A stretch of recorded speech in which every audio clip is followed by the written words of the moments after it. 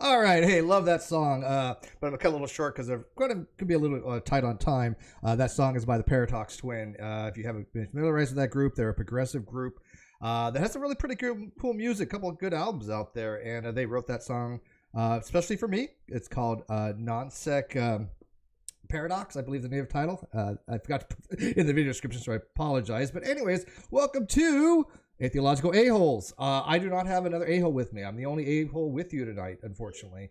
You know what? It was a short notice kind of thing, so I do apologize.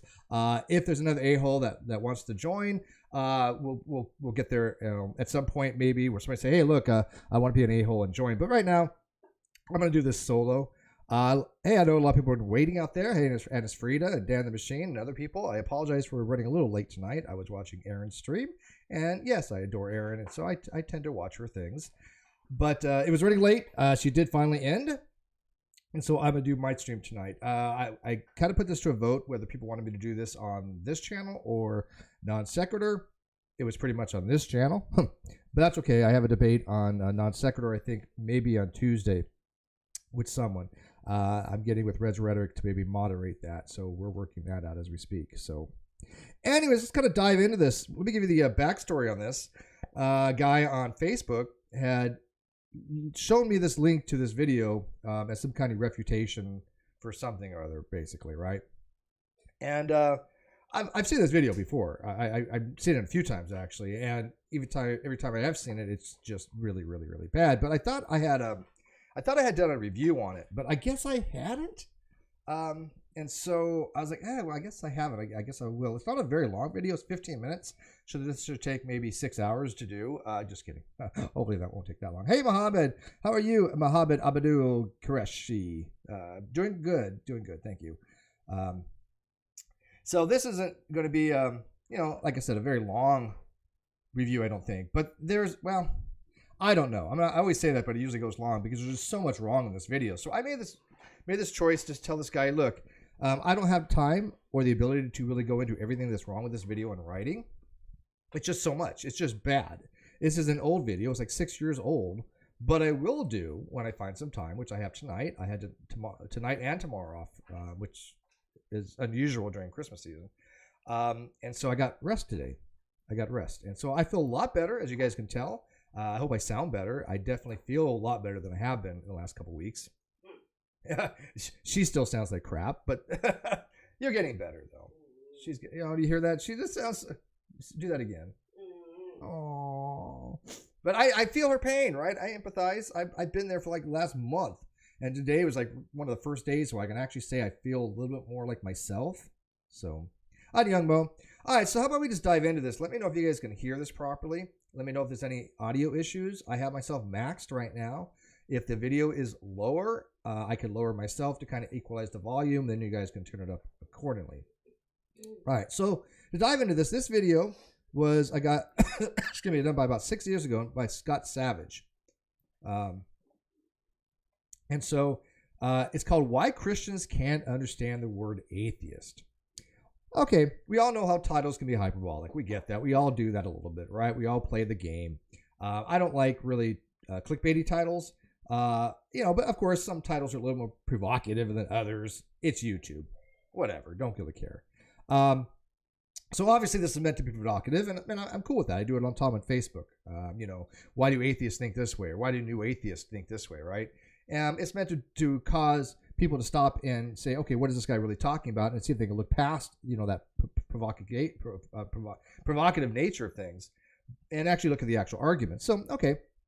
So let's see what he's actually going to argue, why Christians can't understand the word atheist. Because obviously, in my experience, I'm quieter than Aaron was. Now I don't want to turn up too much. I don't want to overdrive this. One sec. Testing. All right, I'm getting the red, green, right there. All right. Yeah, that's okay. So, anyways, I think in my experience that Christians tend to understand these terminological uses better than most atheists.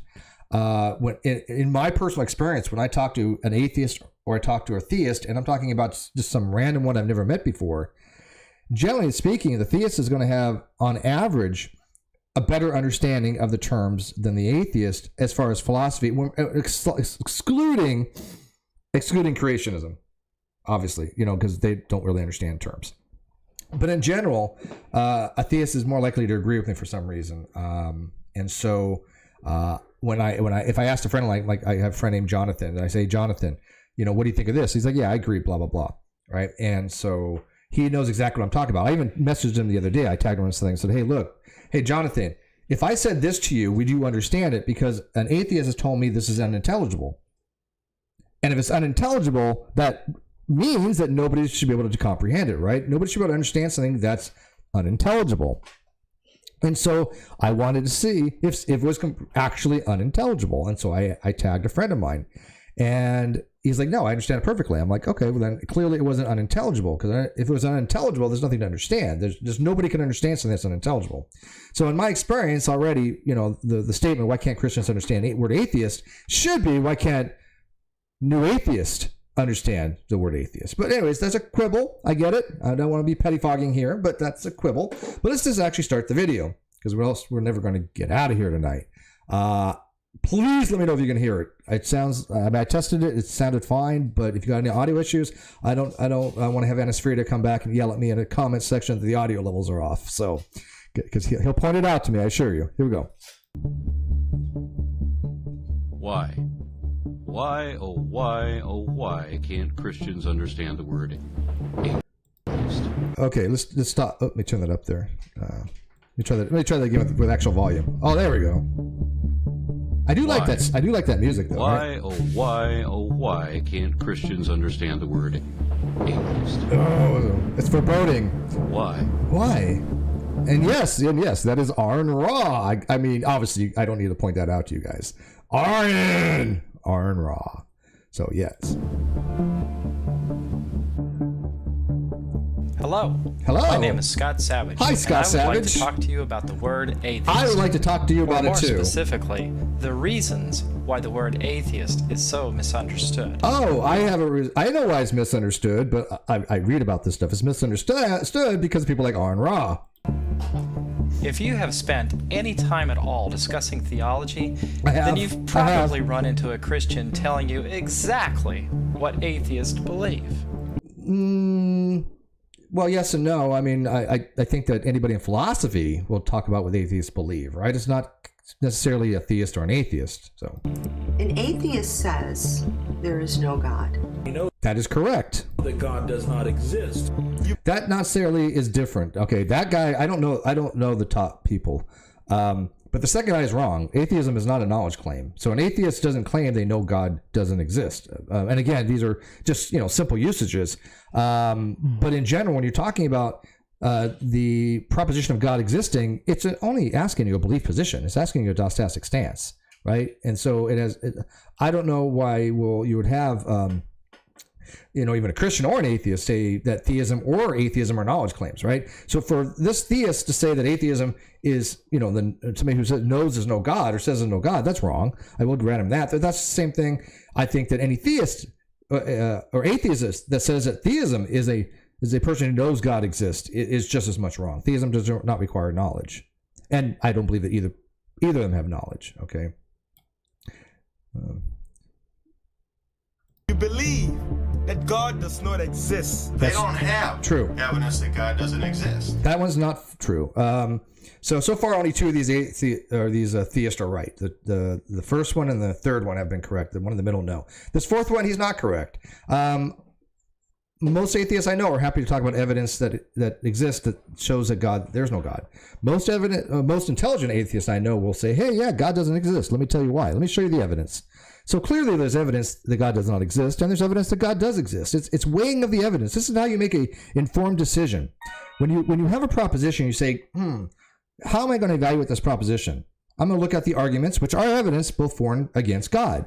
Are there evidence both for and against God? Yes. Ergo, there's evidence for both God exists and God does not exist. There's evidence either way because there's arguments either way. Arguments are evidence. Now, you might have the myopic atheists go, wait a minute here. I'm talking about physical evidence or scientific evidence, but that's not what you're talking. That's not the point when you're asking for evidence as a whole. When you're talking about philosophy, you're eliminating the entire domain of reason, right? You're sticking with empiricism and analytical things, but you're just avoiding rationalism altogether. And rationalism is a form of evidence. You can absolutely use rational arguments to argue something which is evidence for something. There's nothing wrong with that. Matter of fact, more people should start using those techniques. They're very effective. So when you say there's no evidence for God as an atheist, you're just automatically, I think, recusing yourself from any intelligent dialogue. So this guy is a theist. Maybe he's just saying that an atheist says that, but not all atheists say that. Again, most atheists that I know are going to say there's evidence that God doesn't exist. Let me show it to you. But they conclude there is no God. That is correct. An atheist is someone who believes there is no God. Okay, so I don't know why that was a fake Turk at the very end, and he says a true atheist. There's no such thing as a true or fake atheist, right? A true and false related to propositions, and so you can't say a true atheist will do this, this, and this. That doesn't make somebody an atheist. An atheist can be a lot of different things, but when I talk about atheism, I'm talking about the normal understandings in philosophy, which is the belief that God doesn't exist. So the word he uses, true, is incorrect. It shouldn't be true. You just say a philosophical atheist believes that there is no God, right? Because this true, not true is nonsensical.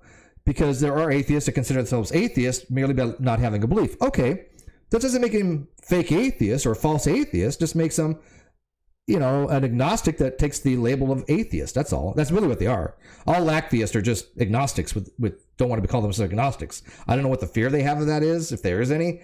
But they use that argument against me. You're just fearful to use the term atheist. Well, no, I couldn't give a shit about using the term atheist. It's just I'm not an atheist. But they seem to, the same way to be fearful of the word agnostic, because that's what they are. So now, as an atheist, I can tell you that this belief of what an atheist believes is just flat wrong. Oh, okay, Scott. So let me get this straight. I want to make sure I understand this properly there, Scott. You speak for all atheists. You were voted in by atheists to talk about atheism as a representative of all atheists because you have an expertise in atheism, or it was a democratic vote, or I'm a little confused of how you just merely being an atheist makes you somehow qualified in order to speak on behalf of atheists. I'm kind of confused on that. So, However, there are several reasons why Christians don't know that. Oh, let's look into that. Okay. First up, Webster's Dictionary. Oh, Webster's Dictionary. Dun, dun, Webster's dun. Dictionary defines atheist as a person who believes that God does not exist. Okay, that actually had been changed in the last 6 years. And one of the things that was the reason for that change was that atheist groups had actually contacted Merriam-Webster and had them add in or lack of belief because they wanted to feel represented. They wanted to believe or make it known to people that they're using this word atheism as mere lack of belief, which is, again, descriptive. These are not prescriptive. So Merriam-Webster is called a sensu lato source, meaning a broad source. And they are synchronic, meaning how they use the words at the modern time rather than diachronic, which is over time. And so they wrote to Merriam-Webster and they had them change it because that's the usage. The usage that they're using is different. So Merriam-Webster reflects the usage. And Merriam-Webster is okay to do that. But unfortunately, what Merriam-Webster fails to acknowledge is that this is a very, very colloquial usage. And it's the same thing as saying, just say theory, scientific, well-formulated scientific model, or a guess. That's what it's intended. That's exactly what it's like. The same exact thing. Theory. A well-substantiated theory or a guess. Because it could mean either one. Right? That's what Webster changed to when it said, a person who believes that God does not exist or lacks a belief in God. Something along those lines. It's just same principle. A theory can be either one. And so all Merriam-Webster is doing is giving you how the words are being used, not how to be used. These are not prescriptive sources at all. Matter of fact, if you actually go to Merriam-Webster's other, more of a expository site, you'll see this. Secular atheist agnostic, right, under Merriam-Webster. And it says very clearly, though atheists and agnostics are words that are often used together or cited in similar context, they do not mean the same thing. Agnostic comes from the root meaning unknown or unknowable, or a, not, or without, and nostos meaning known. It's a little more complicated than that, but we're going to go with that. Gnosis referred to the unknown God, right? The divine spark that we have talked about before. The system, what's called the Sophia Pistis, was the paper comes from, or the writing was called the Sophia Pistis. I actually did a little bit of a reading on the origin of the world, which was from the Non-Hammurabi Library on Gnosticism, and it talks about this unknowable God, this hidden knowledge that we had that Sophia gave to us, who was a lesser aeon that fell from Plamora. And when she fell, she wanted humans to know that the God that created this world, which was called Yaldabaoth, was a trickster God.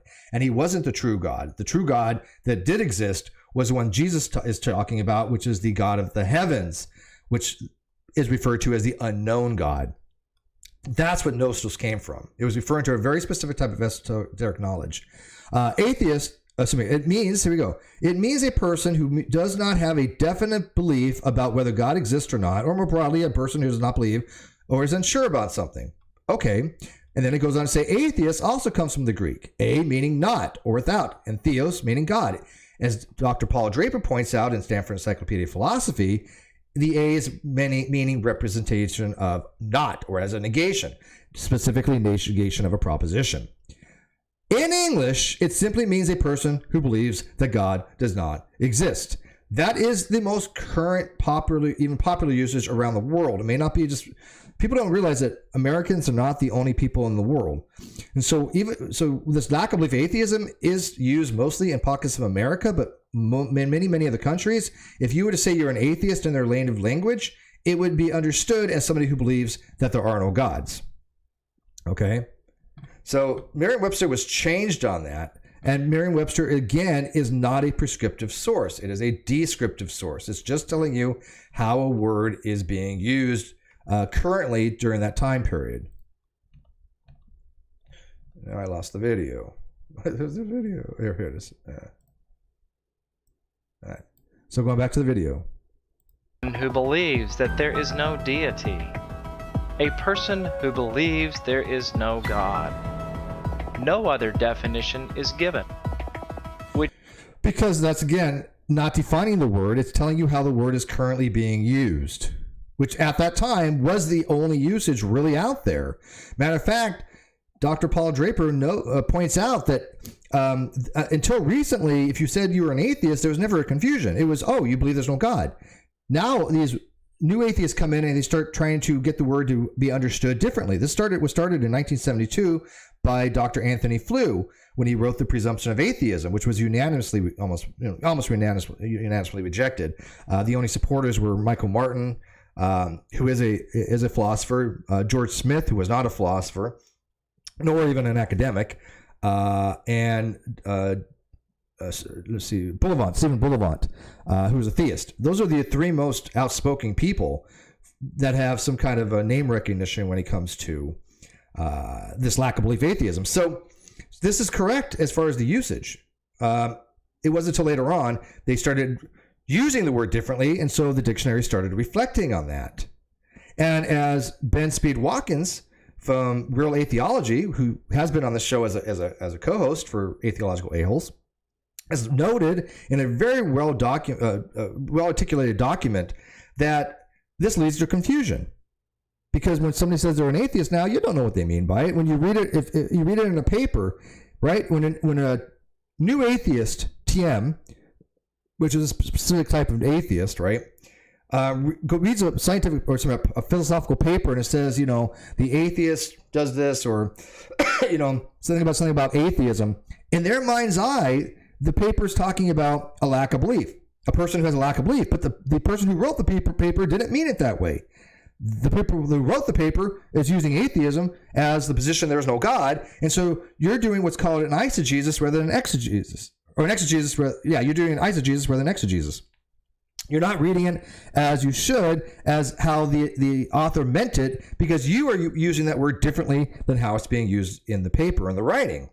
And so that's leading to confusion, because now all these people out there that I talk to, there are these new atheists, TMs. When I say, okay, what is this paper saying when it talks about atheism, and they say, it just means that the person doesn't believe. They're absolutely wrong. That's not what it means. And you can read in context the paper, that's very clear. Because it'll say, like, the atheist who believes there's no God, or, atheist, blah, blah, blah, still, have an argument that there's, this God doesn't exist, or like that. Like Paul Draper uses atheism in the positive. Bruce McCormick, I think his name, first name is, he uses it in the positive. Burgess Jackson uses it in the positive. Moser uses it in the positive. All of them, everyone I cite uses it in the positive. And so any one of those papers is going to be used in the positive. Anyways. Got a little long window there, sorry. Because the word atheist is composed of the root word theist with the Greek prefix a. So why is that odd? A is negation of the proposition. Theist is defined as a belief that God exists, while the Greek prefix a means not or without the assertion that the root word makes. Actually, that is incorrect. The a represents negation, not as a negation. In fact, again, if you happen to go to Stanford Encyclopedia of Philosophy, Dr. Draper points this out. It actually, if you go to read it, in fact, I have it right here, actually. He says, down at the bottom here. Here we go. Since it is natural also to define atheism in terms of theism, it follows that in the absence of good reason to do otherwise, it is best for philosophers to understand that the A in atheism is as negation instead of absence, as not instead of without. In other words, to take atheism to be the contradictory of theism. Therefore, for all these three reasons, philosophers ought to construe atheism as the proposition that God does not exist, or more broadly, as the proposition that there are no divine realities of any sort. That is how it's used in philosophy. It is the negation of the proposition. That's what a negation is. It's a negation of a proposition. So you P or not P, right? So this is Dr. Paul Draper, who's the head of Stanford Philosophy Department, Philosophy of Religion chair, explaining that in philosophy, in a peer-reviewed paper on the most well-known academic source for philosophy, that for philosophers, it's best to use atheism as the belief that God does not exist, because that's how the papers are written that way. So you wouldn't understand the paper if you didn't use that way, because A means negation of the proposition. So let's go back to Scott here. For example, atypical means not typical. This guy speaks slow. I'm going to speed it up. Asymmetrical means not symmetrical. Apolitical means not political. So why then, when Webster's gets to the word atheist, is the Greek prefix a being used to make an assertion? Well, let's answer that question. Why? Because words are used differently with different prefixes. Different prefixes are used with different words. In the word abreast, does it mean without breast? Well, in the word affront, does it mean without affront? No, a has various usages, and it's a fallacy to say that, a prefix in this word must be used the same in other words.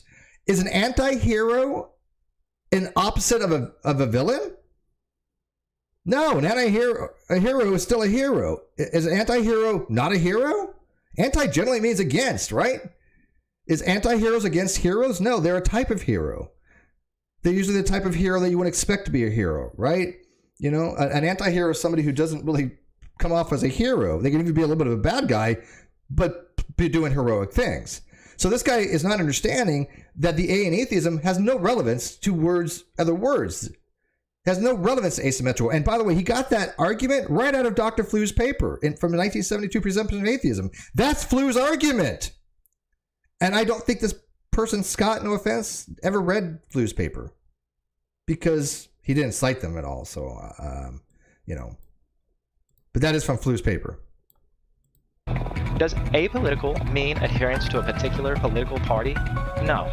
It means a lack of political affiliation. Does asymmetrical mean a particular kind of asymmetrical Again, this shape? is fallacy. No. It says nothing about its shape other than to say it lacks symmetry. So why has Webster's singled out the word atheist to be different? Shouldn't that definition be more in line with not theist? No, because when you ask anybody in philosophy of religion what they mean by atheism, it meant the belief that God does not exist. And if you go to other countries, that's what it means as well. And again, it wasn't until fairly recently where culture has started adopting atheism to be understood as a lack of belief. But again, understood as a lack of belief, which again is confusing. This person may not understand that Merriam-Webster does not describe usages, or was not prescribe usages, meaning that if you meet this criteria, you're this. And I think a lot of atheists make that mistake. When you see a dictionary definition, this definition or this part of the definition, the descriptive part, merely describes the object. It doesn't tell you that if you meet all the conditions for the description, you must be that object. That's silly. If I have the definition of a square as a four-sided parallelogram as a descriptive definition, is absolutely accurate. A side is a four-sided parallelogram. That's a necessary precondition to be a square. But is it sufficient? No, but that's irrelevant. But you certainly cannot say that everything that's a four-sided parallelogram is a square because, of course, you have rhombus, you have rectangle, right? You have trapezoid. So those clearly are not squares. So the atheist here, what they do is they have what's called, I call it the fallacy of argumentum ad prescriptorium, which is basically the fallacy of trying to derive a prescriptive definition from a descriptive one. So he's not understanding that these merely describe, they don't prescribe. Shouldn't that definition be a person who lacks a belief in God? No, because that's okay. So let me ask you this. I would like to ask Scott this, and I mean he'll never watch this. He's who knows if he was around. This is 6 years ago. But would you want to have theist, a person who lacks a belief that God does not exist? I mean, if theists got together and they said, "Look, we're tired of these games atheists play. We're going to start using the term theist as anybody who lacks a belief that God does not exist." Perfectly okay to do that. They could use a word any way they want. The atheists are doing it, which means that if a dictionary said, hey, these theists are using this word theist as somebody who believes there's a God and also to represent anybody who doesn't believe there's not a God, it would reflect that. And it was Merriam-Webster would have the definition of a person who believes or lacks a belief that there isn't a God. Right? Hey, Gary, what's up, buddy? Ava Santanas. Yes, thank you. Ava Santanas. And so I don't know anybody that's an atheist willing to come on to talk to me that's willing to justify that. None have. No atheist has been able to explain this to me about why is it okay for a sensu lato source like Merriam-Webster to be changed by the last decade or so, it hasn't been that long, to a person who believes or lacks a belief that God exists because atheists complained to them about it. If a theist did the same thing and said, I want to use theism as a person who doesn't believe that God doesn't exist, and I want Merriam-Webster to acknowledge that. Okay? And by the way, there's various right here. Oh, you ain't seen it. Never mind. There's various dictionaries that they'll say both, or they'll say a person who doesn't believe the existence of God. Like that's what Merriam has been changed to. A person who does not believe that God, in the existence of any God, right? So let me see if I can. Okay, that's what Merriam has now. A person who does not believe in the existence of any God or God, because that describes an atheist. But a person who does not believe in the existence, non-existence of any God or God describes a theist. So if Merriam-Webster had theism as a person who does not believe in the existence of any god or gods, would an atheist or new atheist be happy with that? Yeah, see, I think Merriam-Webster made a mistake by doing that. I really do, but that's just me. They added to the confusion because it's not philosophically correct to have that, because people are going to think that anybody who meets that condition of not believing is an atheist, right? I mean, the prescriptive atheist out there that says, oh, look, Merriam-Webster says a person who does not believe in the existence of God or gods. If you do not believe in the existence of God or gods, you must be an atheist. That's a fallacy right there. That's fallacious reasoning, because in a general dictionary, if you meet this, doesn't make you this. This is just describing this. Again, a square, a four-sided object, or parallelogram with four sides. That describes it just fine, but not all four-sided objects are squares. Matter of fact, I also have the argument from spaghetti that I've come up with recently. Let me show you this definition of spaghetti. Now I'm getting hungry. Spaghetti. Pasta made in long, slender, solid strings. That's the definition Google gives.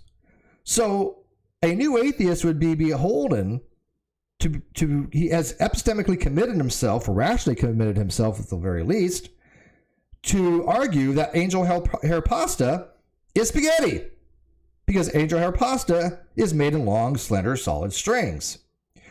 So according to an atheist, angel hair pasta, which to any Italian or any chef knows is not spaghetti, would argue it's a type of spaghetti, but that is incorrect.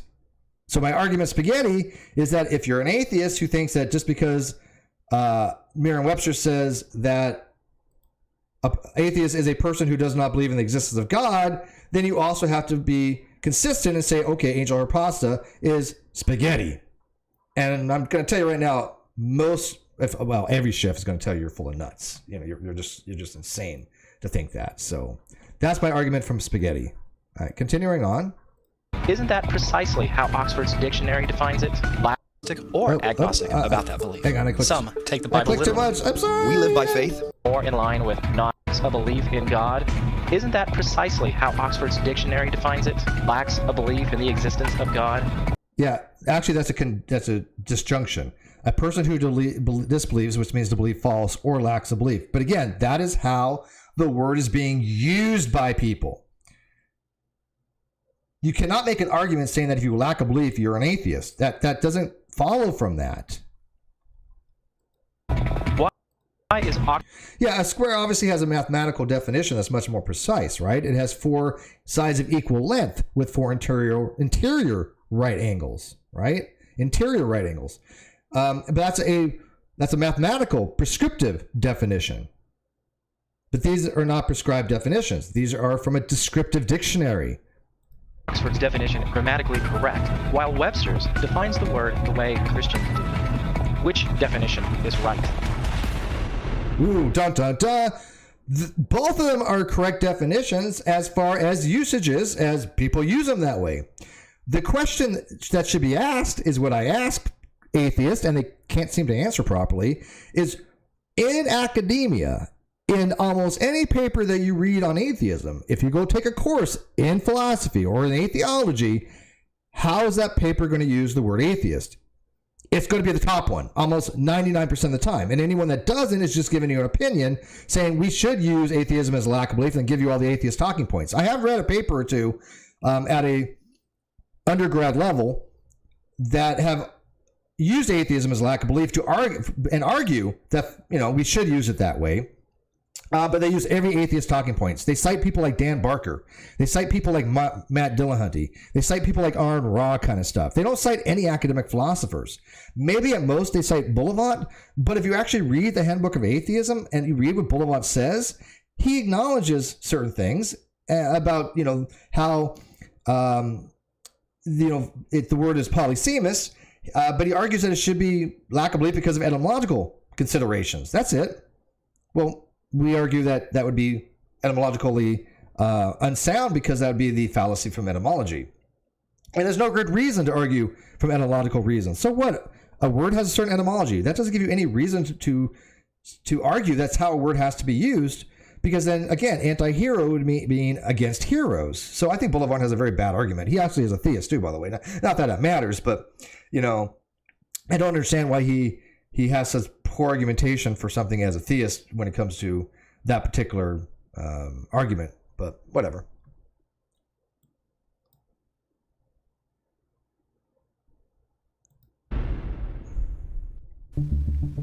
Now, it should be obvious to everyone that when a person uses a label to describe themselves, they are using that label to explain to others what they are all about. So I agree with that. Yeah, I think that a label is a moniker that gives a person, or gives a person who's hearing that what a person believes, right? So if I say, like, for example, if I say I'm an ethical vegan, which I'm not, but I'm an ethical vegan, you know that person believes that it is unethical to eat meat for ethical reasons, right? In fact, vegetarian itself, or vegans itself, you can derive, I think, pretty fairly that they believe that eating meat is bad for you, or wrong, or unethical, or you shouldn't eat meat, right? It's not just somebody who doesn't eat meat. There's a belief behind that. Why don't you eat meat? They believe because eating meat is wrong, right? There's a belief to be attached to that. And so when you tell somebody your label, like when I say I'm agnostic, any philosopher knows what I mean by that. They say, hey, Steve, what's your position on God? Does God exist? No, I'm not. I don't know. I'm agnostic. Okay, they know exactly what I mean by that. I don't even have to say I don't know. If they say, hey, Steve, what's your position on God's existence? I'm agnostic. Everybody knows in philosophy what that means. But you ask the average Joe Schmuckatelli new atheist, they're going to have no freaking clue because they don't know what agnostic means in that context. They start talking about epistemological properties of the word and epistemological propositions that have no relevancy to the question, does God exist? Because that's an ontological question. It has nothing to do with knowability. And so when they start talking about agnosticism being about knowability, or can gods be knowable, you've automatically jumped the shark. You automatically left the realm of conversation because you're not talking about what everybody else is talking about. It's the same thing that the Christians do when they say theory is just a guess. They're having a problem there because they're using the wrong use of the term as applied to a scientific theory. There's no difference. Absolutely no difference. So again, I could tell somebody my label, which is agnostic, and any philosopher would know what I mean. But you tell somebody you're an atheist nowadays, who the hell knows what you're trying to tell me? Is that trying to tell me you're an agnostic that takes the atheist label, which is a lacktheist? Or are you telling me that you're an atheist who believes there's no God? I have no idea nowadays. Which is, again, Ben's argument that he got from Dr. Draper that leads to confusion. And I posted this recently on a Facebook page. I posted Ben's entire image. It's not a paper, but I don't know, whatever. I posted his document. And I'm going to go through the document step by step. And I just took the first part of the argument, and I wrote something on it on the Facebook group. And I asked, does anybody have a counter argument to this? It's got hundreds of comments so far. Do you know how many counter arguments there's been? Zero. There's been, I don't know what any of this means, but can you prove your God kind of stuff? And I'm like, no, can you prove your God? And they're like, oh, I'm a non-believer. I'm an atheist. I don't believe in any God, idiot. I'm like, yeah, the penny's not dropping yet, is it? I mean, like, do you not understand? You're asking a non-believer to prove their God. Do you not realize you sound like a complete moron? They don't get it. And I'm not talking once or twice. I'm talking, this has happened, I'm gonna probably say the triple digits this year alone, probably, of how many people have asked me to prove my God exists. Merely because they don't understand the argument or they have no refutation for the argument. So from now on, when anybody asks me, can you prove your God? I'm just going to tell them or ask them back, well, no, can you prove your God? And when they say, well, I'm an atheist, I don't have a God, you idiot. I'm like, oh, so you don't believe there's a God, and somebody asking you to prove your God is pretty silly, right? Yeah, it's stupid. Well, there you go. There you go. They still don't get it. Some of them do. And you know what? They do one of two things. They stop talking to me, or they block me at that point, right? Because they hate being shown up like they're the idiots that they are. But that's freaking hilarious. That I'm like, yeah, you're asking a non-believer to prove their God because you think saying prove your God is some kind of magical bullet to any argument, like some kind of magical defeater. Let me just put this out there before I continue, because we got a ways to go. We're only 3 minutes in. Welcome to Atheological Aholes, and when I do these reviews, they take forever. But let me put this out there, and very clearly, and you can quote me on this. If you're an atheist asking a theist to prove their God, you are committing the straw man fallacy. No ifs, ands, or buts. If and only if it is not a straw man fallacy, if that person has claimed they can prove there's no God. If they have not said they can prove there's a God, you are by definition, and by the way, you can say by definition here because there's actually a strict format of what the fallacy incorporates, right? You are by definition committing that fallacy because you are taking their argument and making an effigy of it to try to assail their argument. I can have an argument in politics, and I'll be like, hey, what's a good political or one that's not too, okay, for example, Trump sucks, right? It's not much of an argument, but just say, I think Trump sucks. Yeah, okay, but can you prove you're God? Like, what relevance is that, right? So let me just put out those atheists. Atheists, stop saying, can you prove you're God? You're committing a straw man, you look silly, okay? Theists are not obligated to prove they're God. They're saying they believe God exists, they can give you reasons for it, and you don't agree with it, fine, whatever. But when you ask them to prove they're God, you are textbook straw manning them. Squiggy, hey Squiggy, or Siggy, I'm sorry, hey Siggy, I saw you over there on Aaron's channel. He says, so your point then is we should cancel the colloquial use of these words and adhere to the philosophical definitions. I think it's more axiologically valuable too. I think that lack of belief atheism leads to massive epistemic and rational issues and logical issues. So yeah, I guess if I have to answer that directly, yes. I think that the way the modern atheists from these small little circles of Facebook and Twitter are using the word shouldn't be used that way. Yeah, I think it's axiologically devaluing the word atheism. Yes, I think that any atheist out there that holds to the position there are no gods should feel the same way. Why do they want somebody to have the same label for a position that they don't have? Right? Because both the atheist who believes there's no God and the atheist who just lacks a belief, both of them lack a belief. That is true, right? So they do have that in common. But the atheist who believes there's no God is actually telling people, look, there's no God. Let me tell you why. Yo, theist, let me tell you why the arguments are wrong. Hey, theist, let me tell you, there is no God. Let me explain to you why. And the other party out there is saying, well, I'm an atheist, but I just lack a belief. I don't have to do anything. It should piss off the atheist who believes there's no God. Right? For example, I hold the position that this hell that people have described like fiery inferno doesn't exist. I believe that. It does not exist. I don't merely lack a belief in it. And I will give you arguments of why I believe that. Not right now, but I would do so to justify my belief. But I also believe things like there is no Bigfoot. I also believe things there's no unicorns.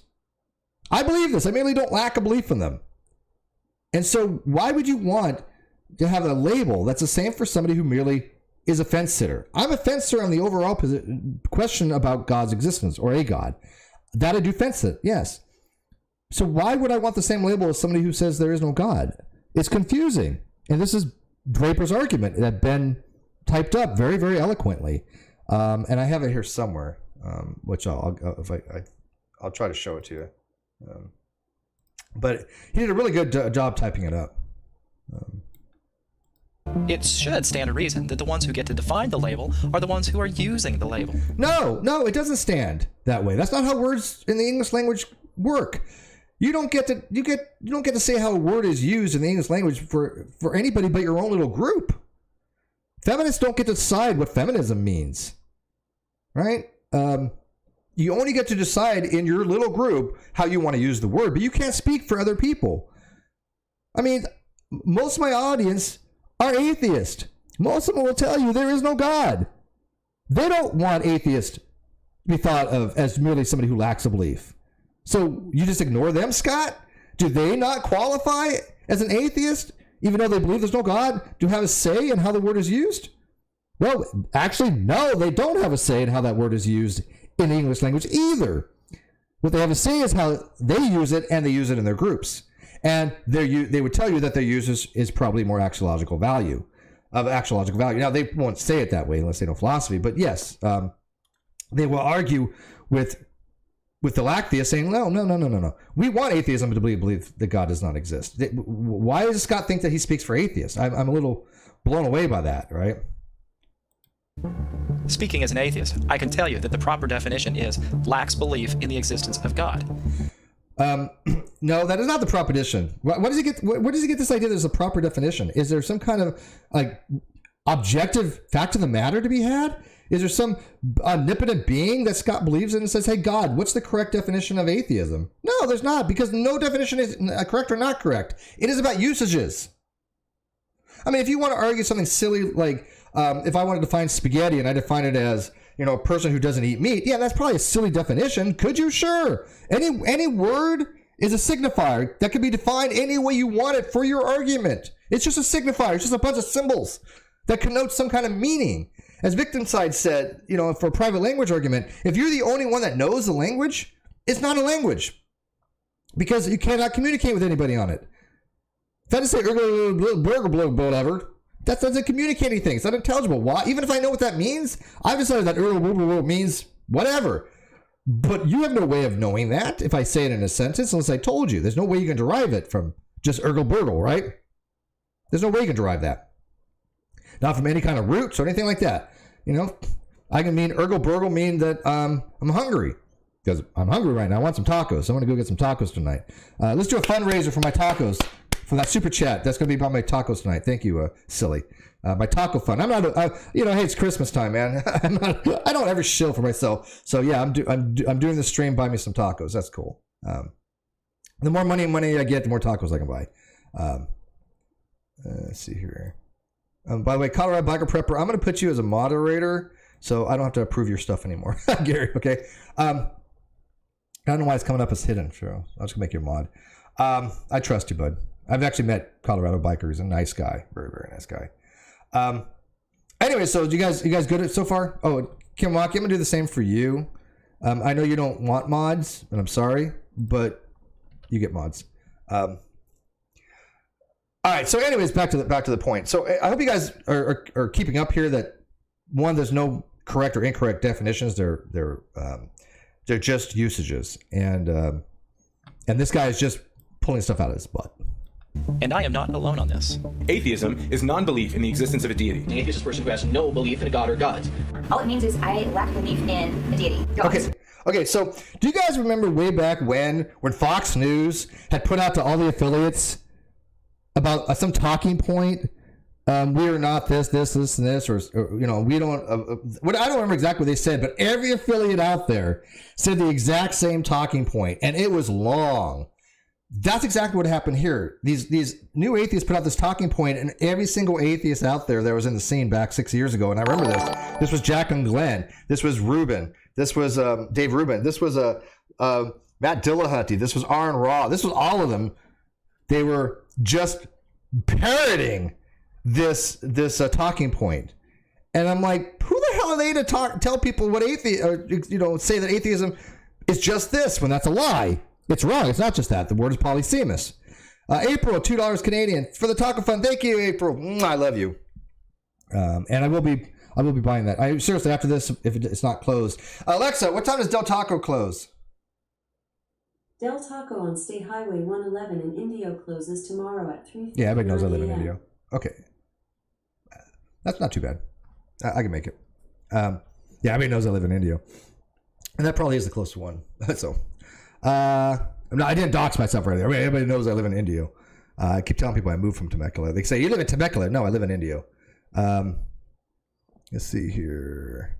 Yeah, Fox News, no more sources of information. Yeah, Fox News is ridiculous anymore. And it's so funny. I used to listen to Fox News way back then.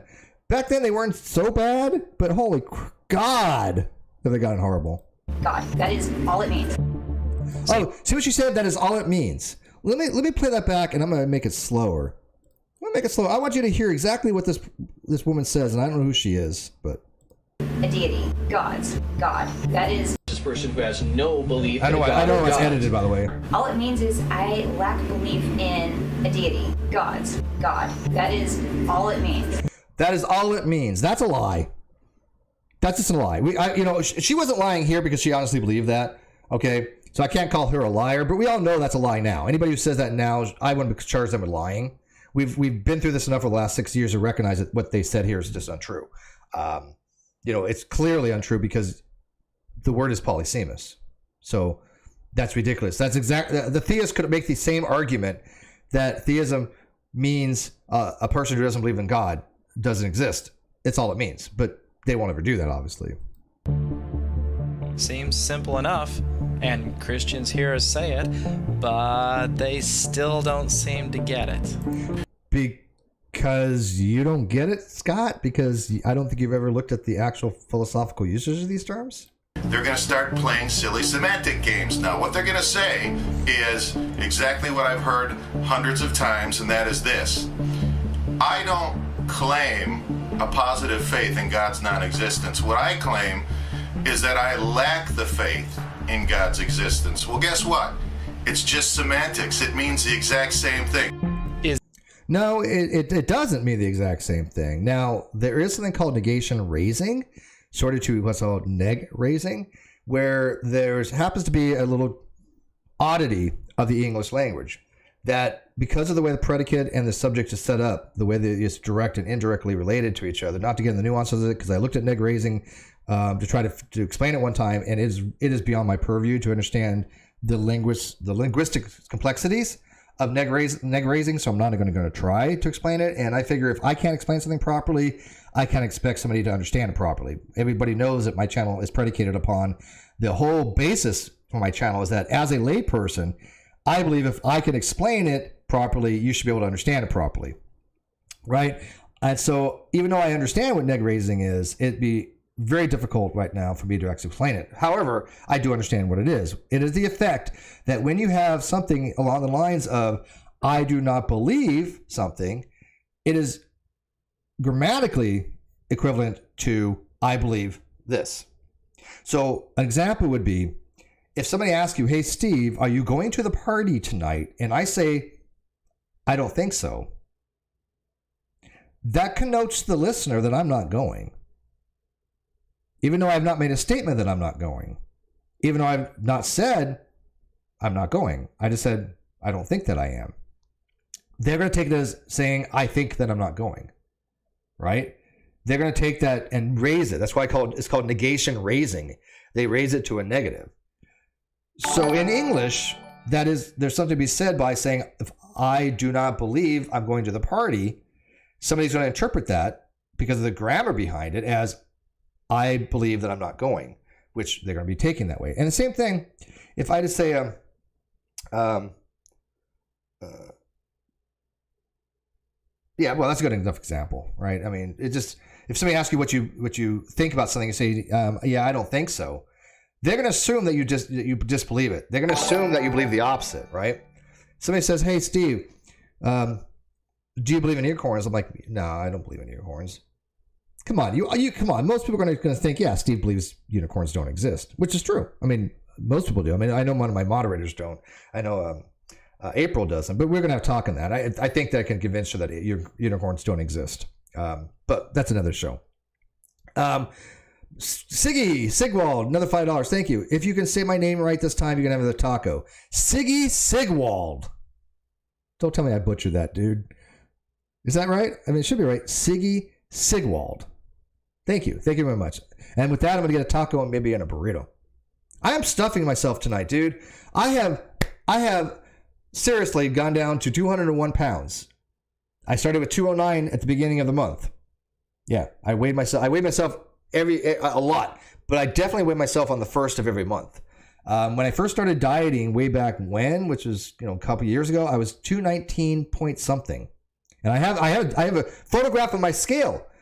I literally photographed this 219, and I took body image of myself, and I put one of them out, and of course people ran with it. It's going, oh look, Steve's trying to be sexy in the bathroom. Like, this was my before diet shot that I had sent to one of my dear friends, Jim Jules, who was a nutritionist, who got me to start dieting, who got me to start exercising and eating right. And I thank her very much for that. And so I dropped down from 219, and I'm all the way down to 201 now. However, this month, it wasn't because of my diet. I dropped down to 201 because I had been sick. I had been sick for several weeks. And I mean, like, I just got, so, yeah, there's that. But anyway, so that's good. But I'm going to pig out tonight. I'm going to have some calories. So anyways, let's go on from here. There we go. Is he right? Are these two definitions just a matter of semantics? Do they mean the same thing? Yeah, in English they do. I mean, if you want to talk about negation raising, there's an argument to be made that they do, but logically, clearly they do not. Right? Logically, they're not the same thing.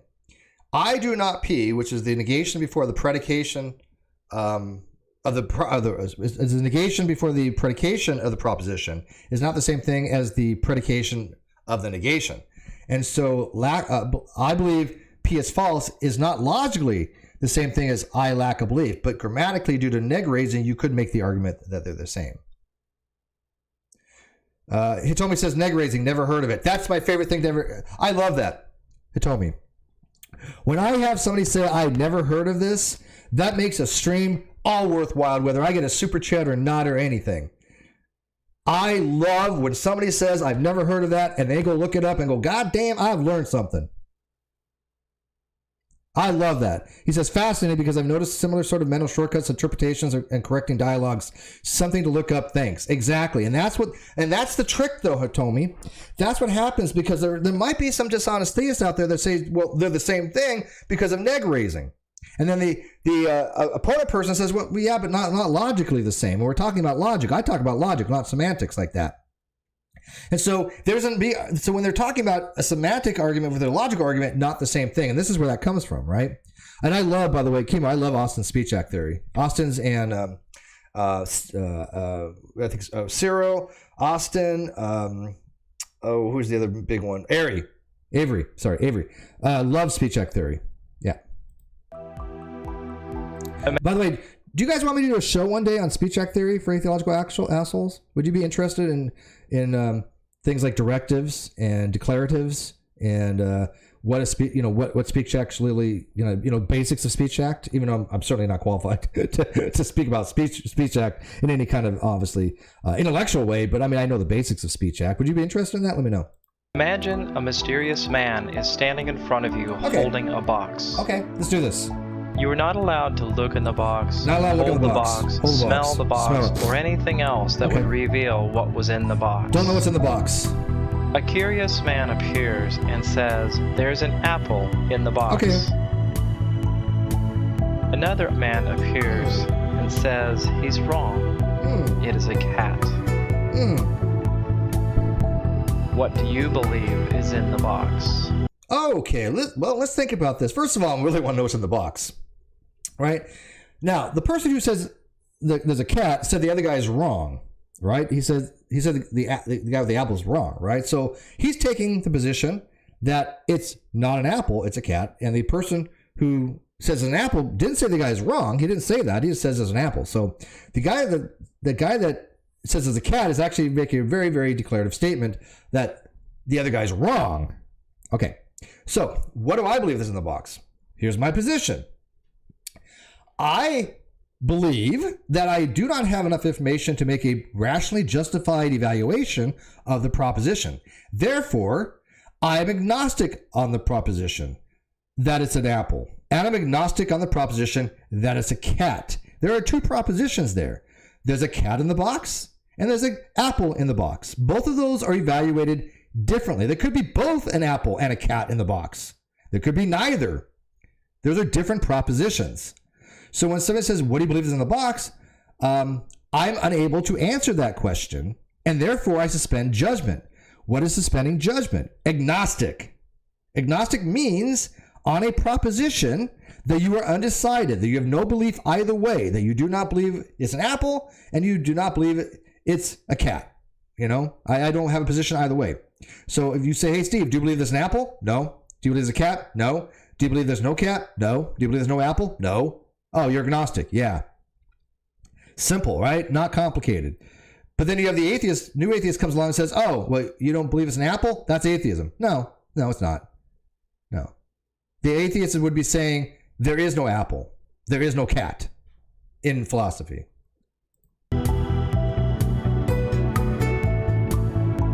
Do you believe an apple is in the box? No. A cat? No. Something else? No. Nothing at all? No, I have no opinion on either way. What do you believe? What do you believe? See, and here's the thing. They're wording it as a question about your belief. But the question should be, is there an apple in the box? Yes, it's called an appleist. No, you're an a-appleist. Is there a cat in the box? Or is there a cat in the box? Cat. If you believe yes, you're catist. If you believe no, you're an a-catist. So it's not a matter of what you believe. The question isn't what you do believe. The question should be, is there a cat in the box? The great debate question for thousands of years isn't, do you believe there's a God? It is, does God exist? Go look it up. I didn't make that up, and I'm the owner of the great debate community. That has been around for thousands of years. Does God exist is the question. Well, excuse me, I'm sorry. Gary says, well, how about I don't know what's in the box? Well, yeah, but see, that's fine too, right? But here's what people don't understand. And I'm not saying Gary doesn't, because I think he does, but saying I don't know to a direct question is not talking about knowledge as far as epistemic knowledge. It's not making any statement towards knowledge. It's talking about ordinary doubt that you do not have the ability to directly answer the question. If I say, hey, does 999 point repeating equals 1 and you suck in math, you might answer, I don't know. That just means that you don't have an answer, yes or no, a direct answer to it. That's all that means. So when you say I don't know to a direct question, it just means you cannot answer yes or no. Do you lack the knowledge required to form a belief? Well, that's a poorly worded question, because there's a fallacy to be had there called equivocation. Should you guys try to figure this one out, or should I just tell you? We're on a time crunch, so I'll just tell you, because I'm pretty sure that somebody's going to get it. Akima Maki's smart out there. April will get it. Gary will get it. But yeah, the word he's equivocating here is knowledge, because we're talking about philosophy. In philosophy, the words belief and knowledge have very specific meanings and usages. You do not have to have knowledge to form a belief. You only have to have other beliefs to form a belief to be justified. Your beliefs are built upon beliefs. Your beliefs are not built upon knowledge. Well, it can be. Knowledge is a subset of belief. But to have a justified belief, it only has to be predicated on other beliefs. This is one of the problems called the problem of inferential justification, or the dilemma of inferential justification, is when those justifications stop for your beliefs. If you believe this and it's predicated on this, and you believe this and it's predicated on belief on this, where does that inferential justification chain stop? There's a dilemma to be had there. There's a few ways out of that dilemma called infinitism or foundationalism. But for the most part, there's been that problem of the dilemma of inferential justification. But it shouldn't be, do you lack knowledge? What he should be saying is, do you lack the required information to justify a belief one way or another? That would be fine. And the answer would be, yeah, I lack the information. I have no information that can justify whether there's a cat in the box or an apple in the box, because there's no information to be had either way. If I said there's a cat, I would just be guessing, and guessing is never justified. Right? You can't justify a guess. Right? It's always going to be unjustified. And so, if I don't have the information to even make a evaluation either way, there's just nothing to evaluate. Right? Then I cannot make a statement about what's in the box. And the person who says there's an apple, the person who says there's a cat, are making two unjustified statements, beliefs. Their beliefs are unjustified, because if they don't know anything about it, they're guessing. And if they're guessing, how do you justify that? Do you therefore lack a belief? Yes, I lack a belief there's a cat in the box, and I lack a belief there's not a cat in the box. I'm agnostic on whether there's a cat in the box. Scott?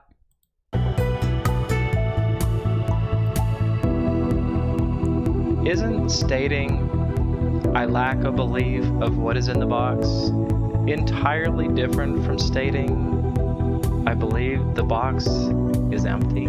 Yes, logically, absolutely. But again, see neg raising, where people will interpret them the same way because of the way the predication, the way the direct and indirect clause and again, the grammatical structure for the indirect and direct clause of the predicate and the subject is very complicated on the roots. If you look at linguistics for the neg raising, there's these trees, and I honestly I don't have the wherewithal to understand it properly.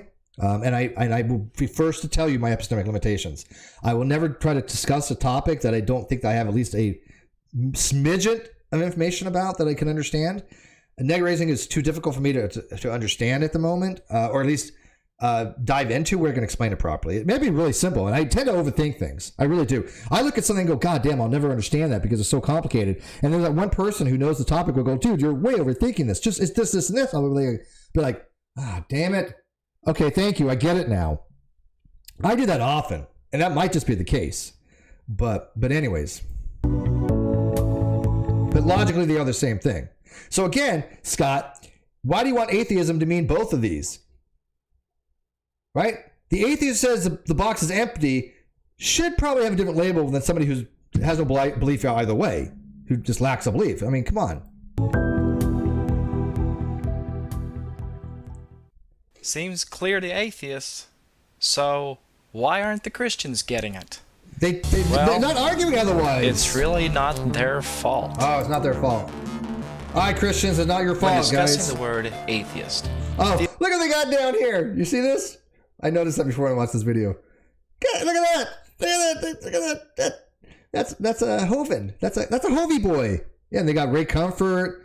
Yeah, they got the Pope. They got Pat Robertson. Oh, man. Theologians will direct your attention to the word agnostic. They will focus on the idea that agnostics do not have a definite belief about God. They will construct a three-point line for Christians to use as a mental model of theology. Kill me. This is not a theist doing this. This is philosophers. And first of all, agnostic has multiple usages. When we're talking about the existence of God, in every paper you'll ever find, I've never seen it otherwise, it is undecided on the proposition that you believe neither P nor not P. That's it. Any definition relating to the knowability of God is irrelevant. That has to do with the epistemological question of agnosticism, which is, are gods knowable? An entirely unrelated question that has no relevance if you're agnostic on God. If you're agnostic on God, it means you do not have a position on God. Matter of fact, it's weird because if the proposition is God knowable, right? Or not knowable, right? If gods are knowable, which is more of a question about skepticism, but if God is knowable, if you don't have a position on that particular proposition, you're agnostic on that proposition. So if somebody says, hey, Steve, are gods knowable? I could say, no, I'm agnostic on that. That doesn't tell you anything about my if gods are knowable or not. It's telling you that I don't have a position on the knowability of God. So what does that make you? Agnostic? They will place the word theist at one end, then place the word atheist on the other, then squeeze the word agnostic between. Yeah, that's actually correct, and that's not theists that are doing that. That's like every philosopher that I've ever known in the subject pretty much will do that. Let me see if I could while you're watching this, let me see if I can find this for a second. Thus implying that these are the only possible views on God. They will say that theists have a belief that God exists, and that atheists have a belief that God does not exist, and that agnostics are the unsure souls in between the two. Well, that's what it is. It's not about. Well, here's the thing. It's not about unsurety, right? I don't like when somebody says surety. Surety connotes a degree of confidence, right? The agnostic, of course, is unsure, but so what? Atheists can be unsure. Theists can be unsure, right? I don't understand why why people use the word sure there, right? Because a theist can say, yeah, God exists, but I'm not making a surety claim. I'm not sure of it. Like this yesterday, S.A. Thomason was like, oh yeah, I'm so confident that God exists that I have a certainty of it. I'm guaranteed that God exists. And both myself and Secular Outpost, who I consider, he's not a PhD, but I consider him to be an expert in philosophy of religion. He said, well, yeah, we both asked her, how are you certain about this? How are you certain that there's a God? What is it that you are arguing that gives you epistemic certainty? Because I think that's just absolutely insane. I don't even remotely understand how anybody could argue for that.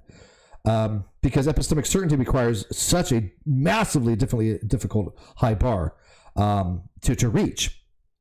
And so she didn't have an answer for that, obviously. But yeah, you don't have to be sure to be a believer of God. You don't have to be sure to say there's no God. I can say, look, aliens exist. Am I sure of that? No, but I tend to believe aliens exist because of the Drake equation, you know?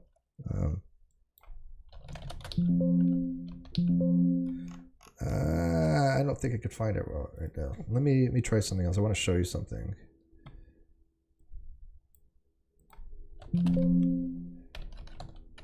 Yeah, I'm searching for something, so I apologize.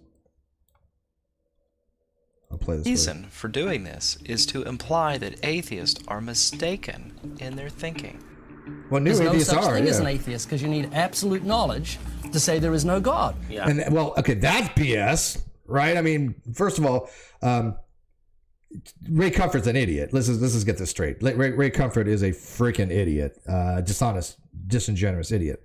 But that was actually started with Shock of God way back when, I think. I mean, he wasn't the first, but he was one that really promoted that to be an atheist, you have to have all knowledge, which makes absolutely no sense, right? Do you think it makes sense as an atheist that you have to have all knowledge? No, not at all.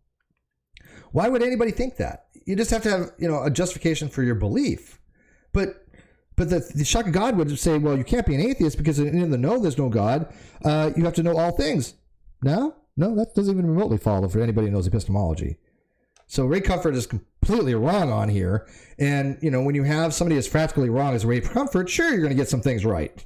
Right? That's like arguing biology. And you argue against Ken Hovind. You're going to, even the biggest idiot's going to get something right because Ken's, ridiculously stupid in biology. So yeah, of course Ray Comfort is wrong on this. But here's the diagram that Alex Malpass has on a use of reason. It's view 3, I think, but it doesn't matter. But this is from Dr. Alex Malpass, who is an atheist, not a theologian. This is standard in philosophy. This is how it is in philosophy. It's logically correct.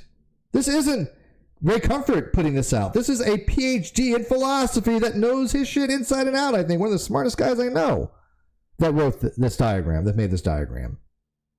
So, yeah, Scott obviously would have known that because this was after the video, but... The best he can do is say, I'm an agnostic. I don't know if God exists. No, Ray, that's wrong. And again, Scott's right on this, but probably for the wrong reasons. If you don't know if God exists, you can still be a theist. You can still be a theist. You can still say, yeah, I believe in God. I'm not claiming it as a knowledge claim. And they probably shouldn't claim it as knowledge. But it's a belief. But you don't have to have knowledge to have a belief. So when he says, something along the lines of, well, atheists need knowledge to claim there's no God. BS. So... Using this 3-point model, it appears that atheists are irrational. Why? To Christians, it's a very convincing model. Because this is how the model is in philosophy, not just to Christians, but atheists. Dr. Draper is an atheist. This is how he describes it in Stanford. McCormick is an atheist. This is how he describes it in IEP with some variation. He's just McCormick is a little bit variant, but if you look at IEP, it says what is atheism? This view that God does not exist, right? That's very clear, I think, when it says that. But you'll have some atheists go, well, an atheist describes a person who does not believe in God. Well, yeah, that's true, but at the same token, it's still a view that there is no God, right? From the atheist, this is the Internet Encyclopedia of Philosophy, which is peer reviewed. It says the term atheist describes a person who does not believe that God or divine being exists. That's absolutely true. The word theist describes a person who does not believe God does not exist. These are descriptive. But he goes on to say,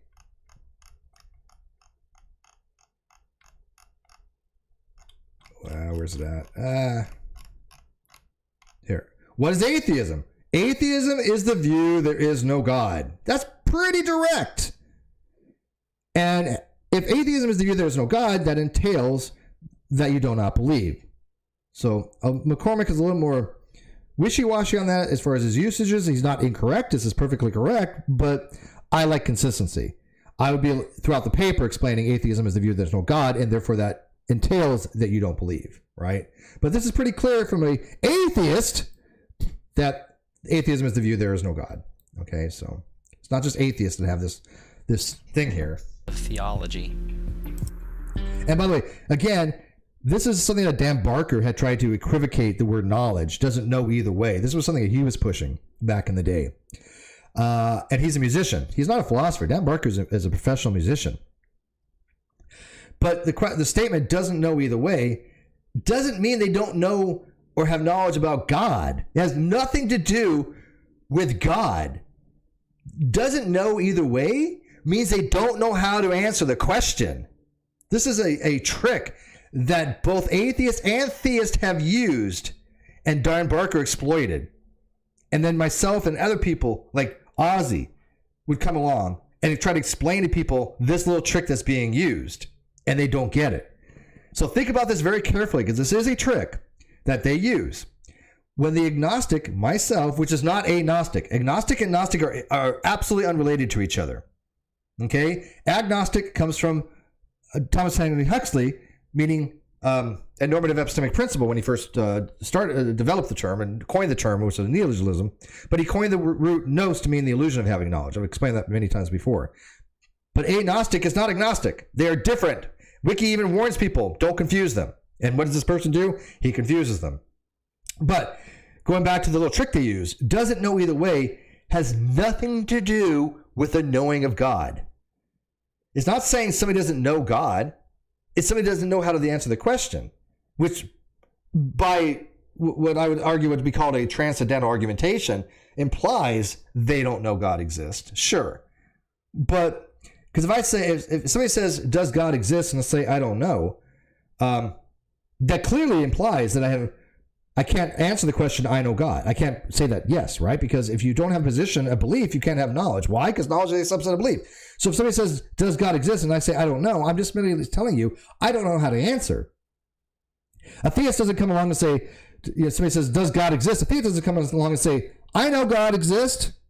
An atheist doesn't come along and say, I know God doesn't exist. To answer that question, no. To answer the question, does God exist? The theist says, yes, God exists. It's a belief. The atheist says, no, God does not exist. It's a belief. And if since knowledge is a subset of belief, just saying that yes or no will give an answer to the question. But saying I don't know is saying you don't know how to answer the question. And what I see constantly is atheists and theists both using this little trick to say, well, if you don't know, that means you don't have enough knowledge to decide either way. That's nonsense. I don't believe there is such a thing as being an atheist, and I'll tell you why. Yeah, tell me why. An atheist says there is no God. Well, let's look at that logically. If one is to say there is no God, that would mean that you would have to know all there is to know in the universe. Oops, sorry. That would mean that you would need to have gone to the height and depth and breadth of the universe looking for God. You didn't find him, and now you can say there is no God. That is one of the dumbest things I've ever heard. And that's a theist, by the way. That's absolutely criminally wrong. Okay? The reason being is you don't have to have all knowledge to make a dosastic statement, a belief statement. You don't have to go looking for God to say there's no God. You could say, look, there are no aliens. You don't have to go to every planet to say that. You have to give reasons, but you don't have to go find them. And some of the things are a priori stuff. Like if I say A equals A, I don't have to go everywhere in the universe to know that A equals A. It's true by metaphysical necessity. It cannot be any other way. So I don't have to go searching for a priori truths. A posteriori truths, which are based on observation and empirical evidence kind of stuff, you don't need that for a proposition to say one way or another, right? If somebody says, "Hey, Steve, do you believe your daughter will do well in school?" Yeah. Well, have you been to all her schools? Have you seen all the knowledge to make that statement that she'll do well in school? No. I don't need to. I believe that. Oh, that's just blind faith. No, there's justification because I've seen her report cards. I've helped her with her studies.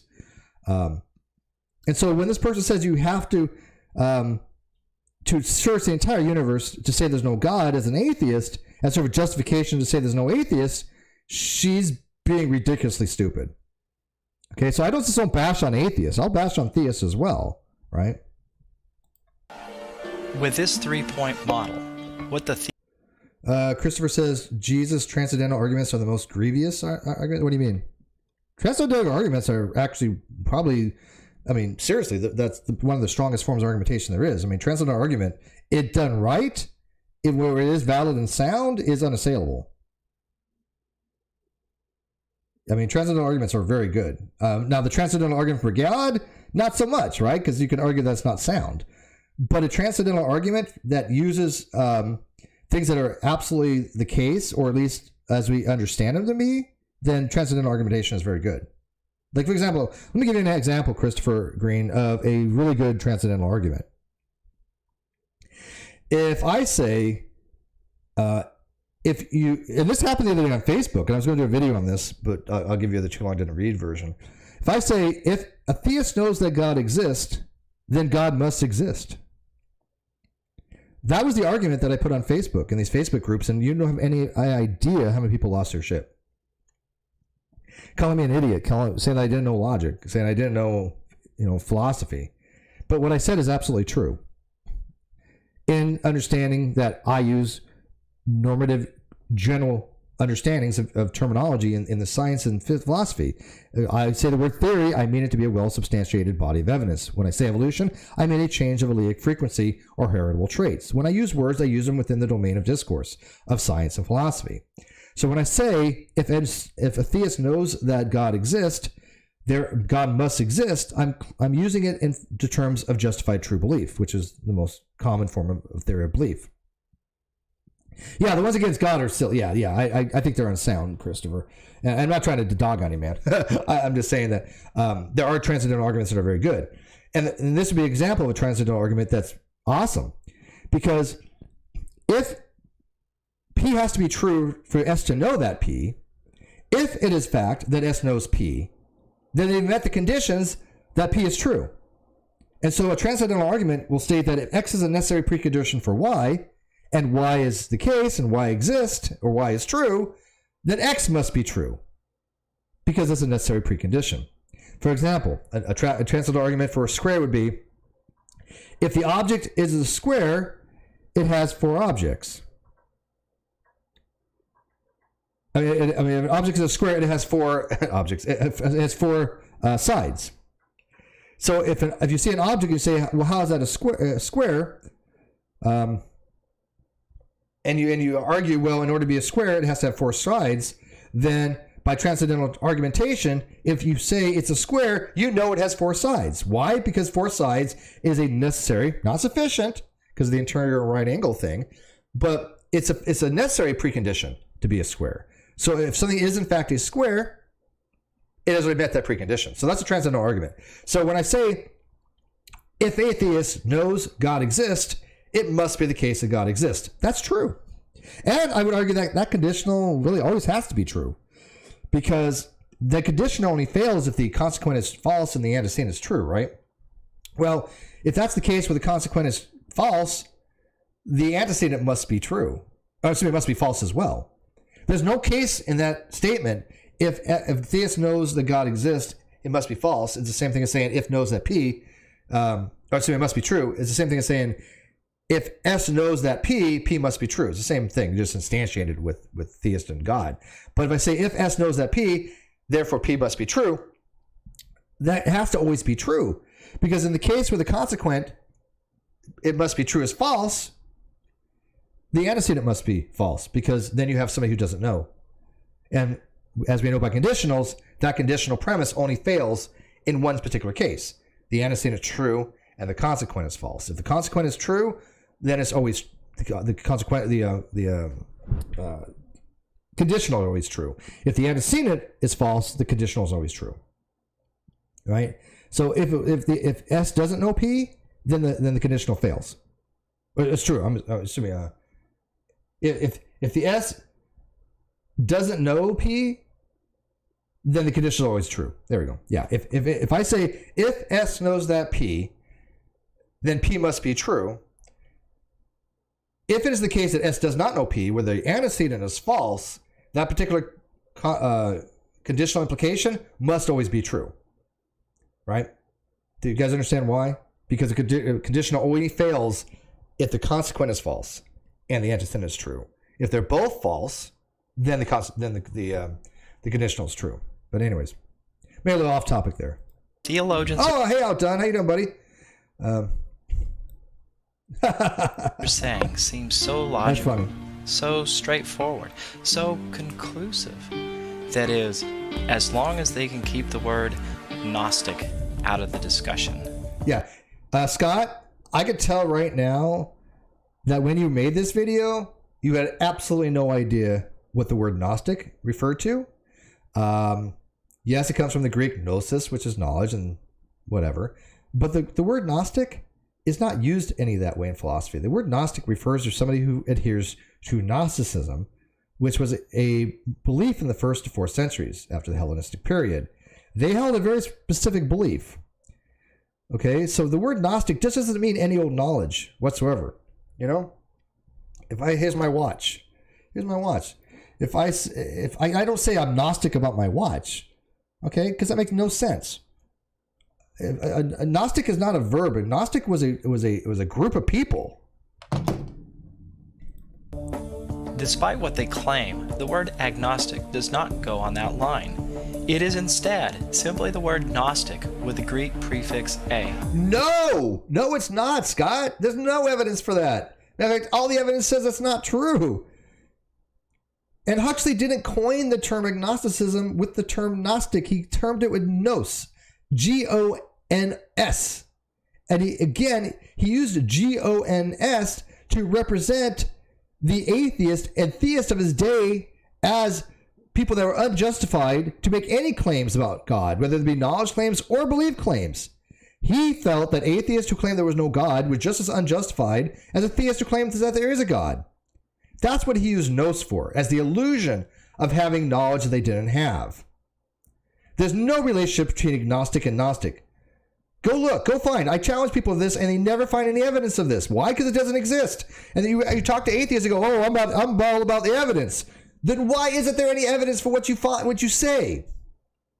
And don't cite Dan Barker as an expert on the topic, because he's not. There's no textbook in the world that teaches this. Nothing. It is part of its own separate dichotomy. While theist deals with belief, Gnostic deals with knowledge. No, it doesn't. Citation, please. Again, Gnostic in Greek refers to knowledge generally. I think the word's a little bit different they use, but it doesn't matter. Gnostic and agnostic do not refer to knowledge in philosophy. It just doesn't work that way. Meaning, agnostic is simply not Gnostic, and atheist is simply not theist. No. Properly arranged, the words form a grid of 4 possible views on God, not 3. You're killing me, bro. Theist claims belief. I've seen this video a couple times and it still kills me. Atheist lacks belief. Gnostic claims knowledge. Agnostic lacks knowledge. Okay. I'm gonna do you guys a favor tonight, a solid. I'm not gonna go into the mess of this chart because we've already had many times. I will link in the video description my blog, but just to show Scott, if he ever watches this, or anybody who thinks this is a good video, because it would just be 5 hours long if I did this, but just show them. This is an article that I wrote on my blog. It's one of many, but it's called "The 2 Logical Arguments Against the Use of Agnostic Atheism in Multi-Axial Diagrams." This shows you all the problems that's relating to this particular usage of the diagram. Okay, it's a little dense, I get it, but there's a lot of issues with it. And when you ask somebody, where do you get this diagram from? They never answer that question. It's in no textbook. It's no college that teaches this. It's no peer review source. It's somebody made it up and didn't realize how BS it was. And the only way you can get it to work is this diagram here, which is from me. I made it, updated by Steve McRae, and this is still not quite perfect by any means, but better. Agnostic atheist believes God does not exist. Gnostic knows God does not exist. Agnostic theist believes God exists. Gnostic theist knows God exists. Okay, that's not nonsensical. At least that makes a little more sense. Would I do it that way? Probably not, obviously. But this is still more coherent than this.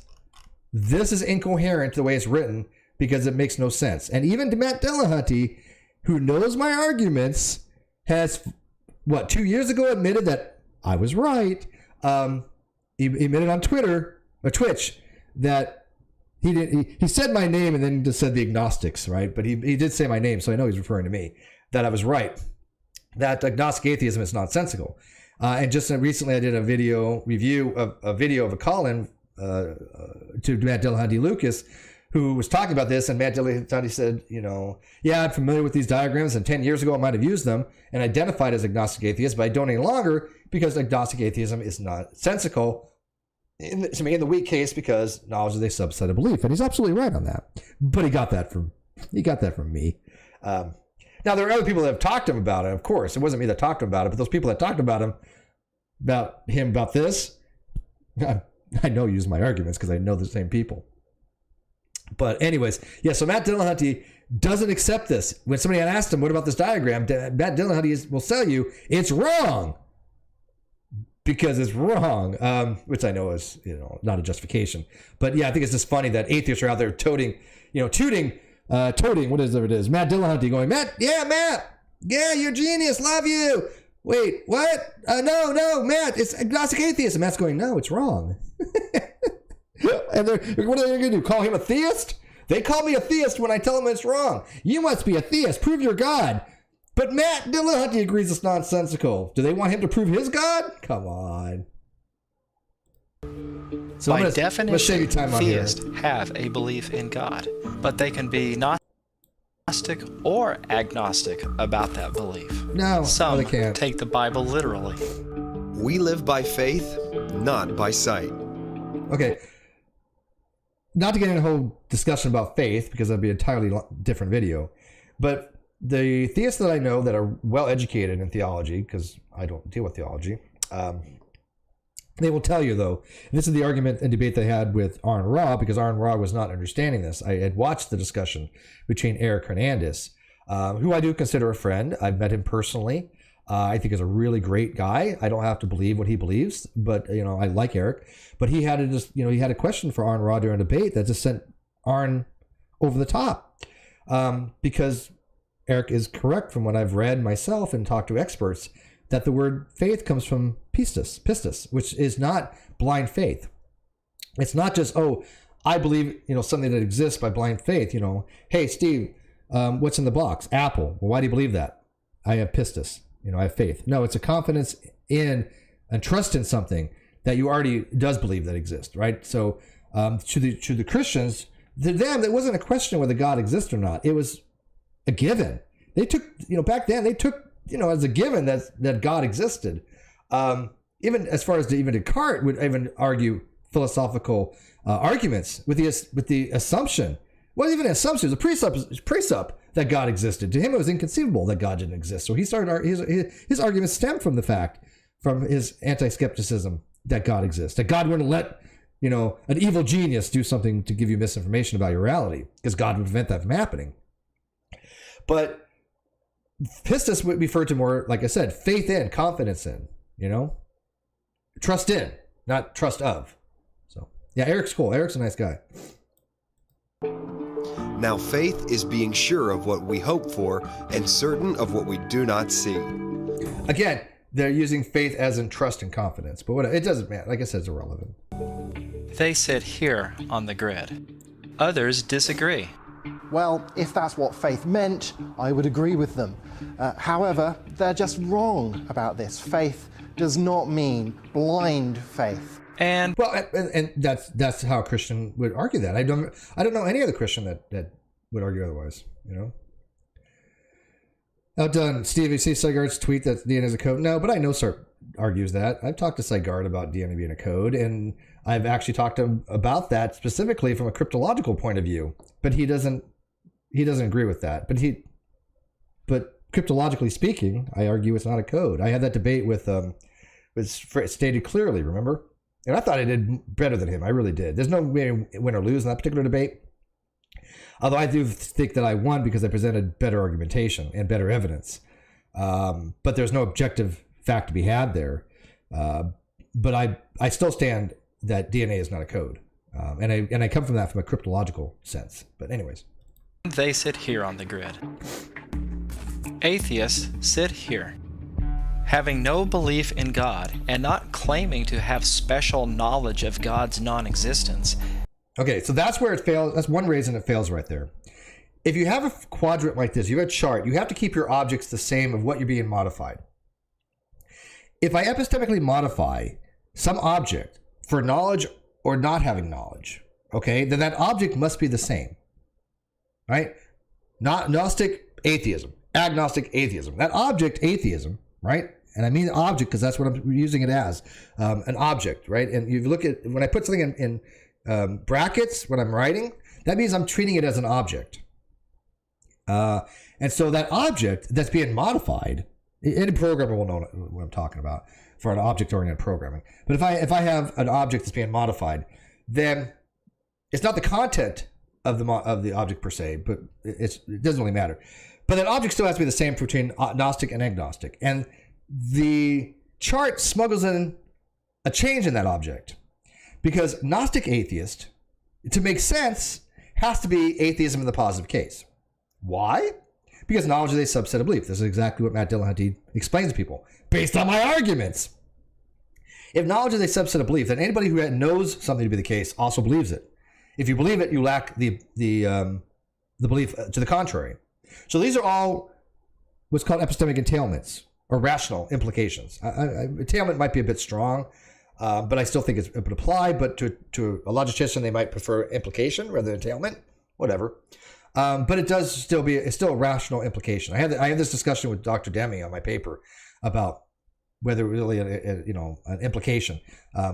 But he was fine with it, and we went with it. But there was a little nuance to be had there, and he said maybe I should clarify it. But I don't want to redo my paper to add a clarification for that. It's not necessary. But be that as may, the object is atheism. So if it's Gnostic atheist, then the atheist must be positive case because it's a belief. It cannot be in the negative case. It cannot be you lack a belief but don't believe. It cannot be. If you know there's a God, or you know there's no God, you have to believe there's no God because knowledge is a subset of belief, which is again that you don't believe the negation. So Gnostic atheism, the object must be the belief that God does not exist.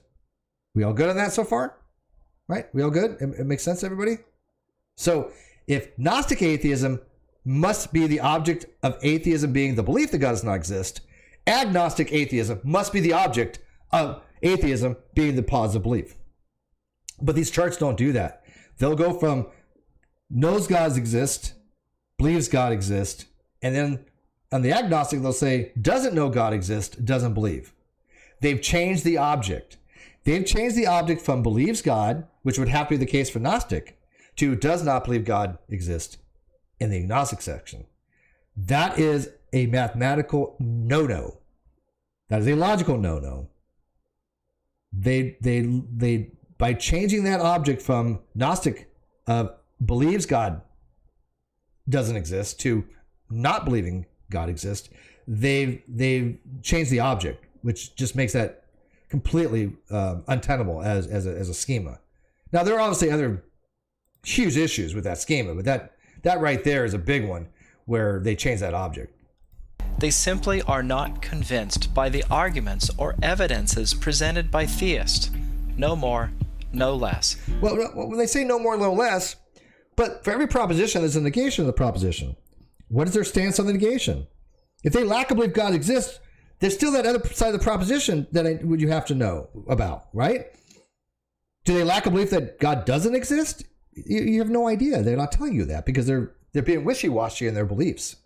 If I say I lack a belief God exists, it could be one of two reasons. I believe there's no God, or I have no position either way. If I believe there's no God, I think everybody in the right mind would call that atheist. What do you call somebody who believes in no God? An atheist? Some idiots might call it anti-theism, but that's irrelevant. It's just stupid, but whatever. But generally speaking, they call it an atheist. And if you don't have a position either way, that's called agnostic. But if you just say, I just lack a belief, it doesn't tell me what it is. So there's still the other side. So there is more to it. If you say, I don't believe, I lack a belief in God, okay, but do you lack a belief there is no God? Because that I need to know your actual position. They are both atheistic and agnostic. And I mean, that, by the way, just to clarify, when I say I need to know, I'm using it in the non-epistemic sense. So I catch myself doing that too, because someone will say, well, do you really know that in the epistemic sense? No, clearly. But it's another really word that fits there, right?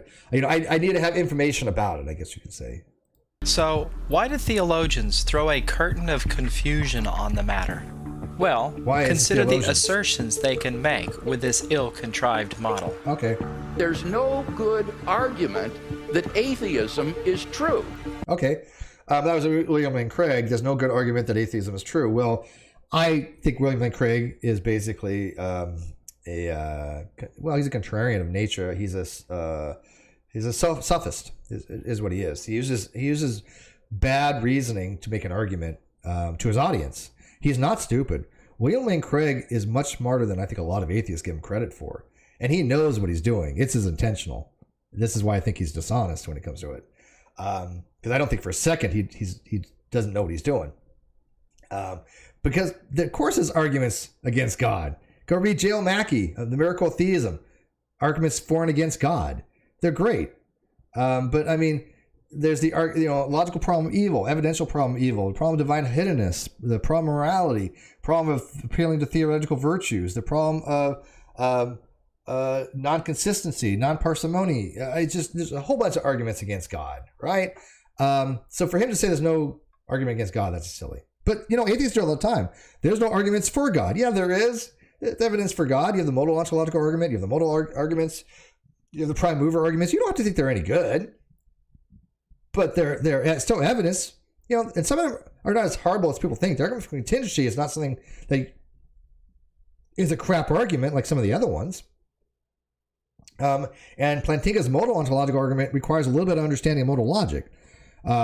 Whenever I hear an atheist goes, a modal ontological argument, that's just to find gods into existence. No, it doesn't. It's a lot more complicated than that. It has to do with the properties of the S5 logical axiom. And whenever you have these axioms in modal logic, they allow for certain things called like reflexivity or transitivity that allows you to relate possible worlds to each other. And so when you're making a possible world tree and you're relating things to each other to close the tree, you're allowed to do that by adding certain axioms that allow for transitivity or reflexivity or things of that nature. And each axiom in modal logic will allow you to do that a little more. The K axiom.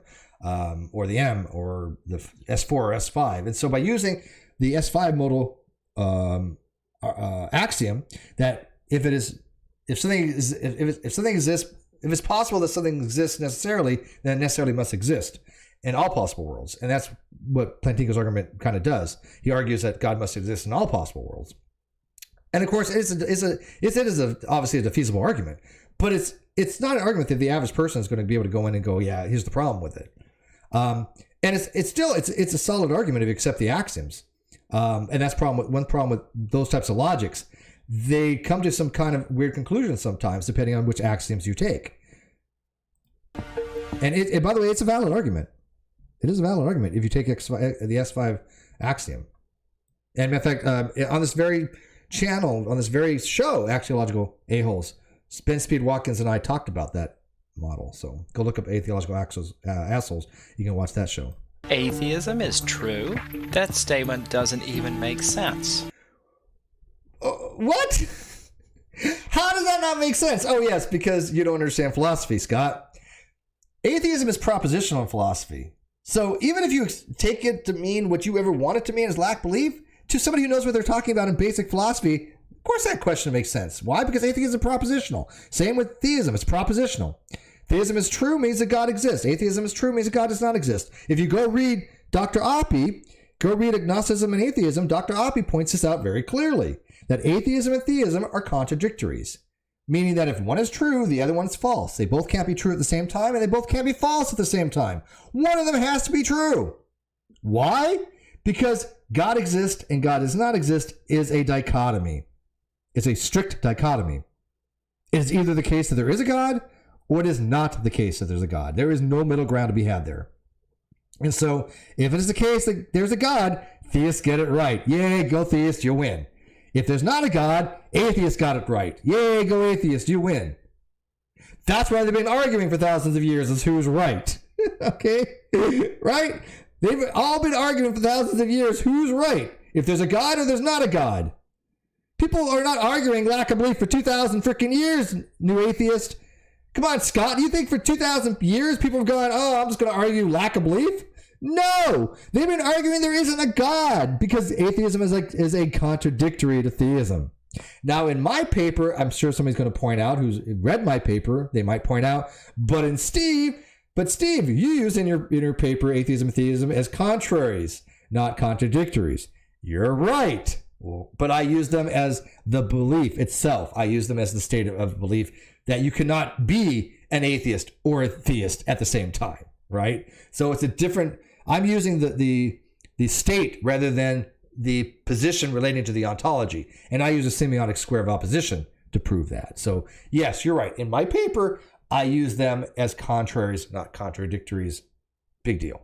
Because again, I'm talking about a person. A person cannot be both an atheist or a theist at the same time. That's why. That's how it works in my paper. And I do note that in my paper because I knew somebody would try to argue that. Can you imagine telling someone that you have no idea what is in the box? And in response, they demand that you prove that you are correct about what is in the box? Who does that? Who does that? Oh, yeah, atheists do that a lot, actually. Atheists, hey, Steve, prove your God exists. I'm not arguing there's a God. And if I did, I don't have to prove crap older to you. But this is so silly. This is so silly that he's like, I lack a belief in this box. Yeah, well, you don't have information either way to make a decision. You're agnostic. How is one supposed to answer such a convoluted demand? But with this model, it makes sense to Christians. No, it doesn't. I accept this model because it's how it is in philosophy. It doesn't make sense. You only have to prove what you say you're going to prove. And even then, it's an onus, but you can't force anybody to do it. If I say I can prove something, yeah, I have an onus to prove it. But if I don't, okay, whatever. What are you going to do? What are you going to do?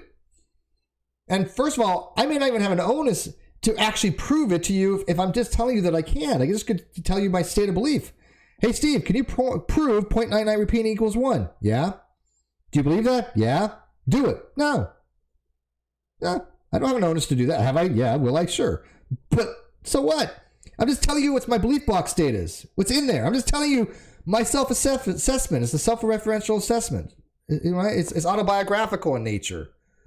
So if somebody says, hey, Steve, can you prove 0.99 repeating equals 1? And I answer yes, and they ask me to do it, I have no onus to do it to them because they're asking me about my belief about if I can or not. If they say, hey, Steve, will you prove to me that 0.99 equals 1? Yes. Or I can say no. But if they're just asking me if I can, I have no onus to do so because they're asking me my position. Does that make sense to people? Because I think a lot of people don't understand that, and they're fearful to answer direct questions. I answer direct questions with the direct answer as best as I can. When people say, Steve, do you believe in God? No. Oh, you're an atheist. No, I'm not. But they don't get that. They don't get that at all. I've had people still this day, Steve will never answer whether he believes in God or not. What? I answer that question all the time. I make it very clear. I do not believe in God. But I'm agnostic who doesn't believe in God. I lack a belief in God because I'm agnostic. But whatever. Yeah, I don't know, Lawrence. I don't know why I haven't proved God yet. Hi, buddy. Tyler says, this is why people don't like you. Yet I have people watching. I don't know. Harping on the point that if you feel right, if people think differently, they're not philosophers. I never argue that.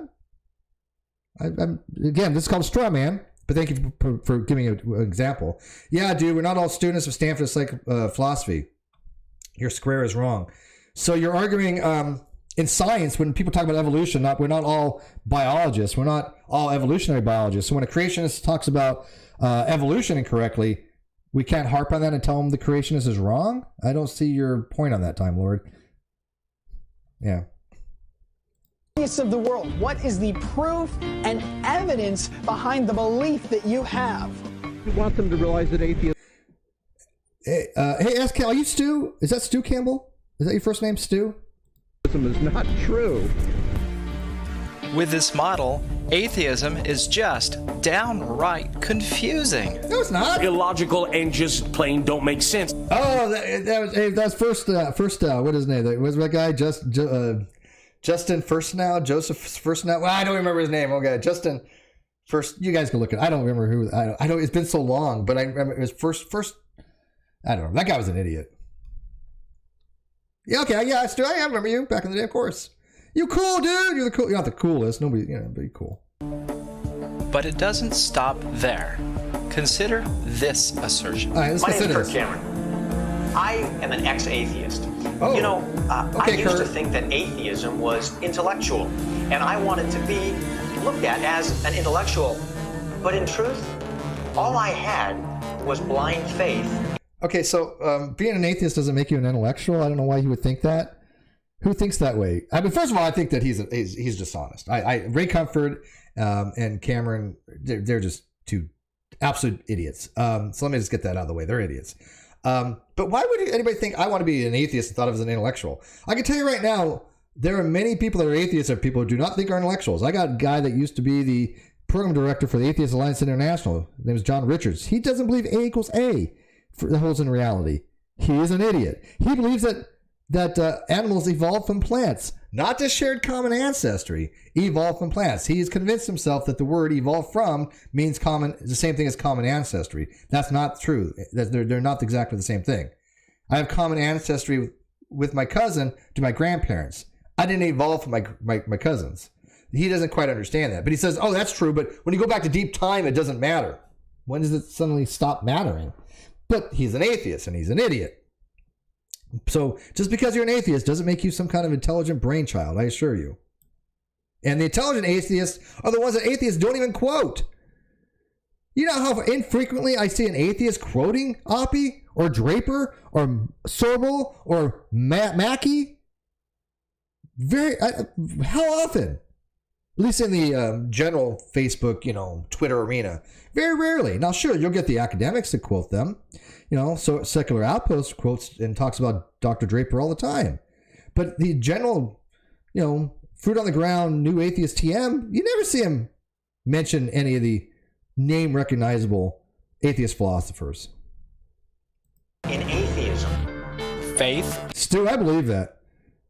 Yeah, I believe that. No, Kirk Cameron is a I don't think for a second he's an honest person, dude. In atheism?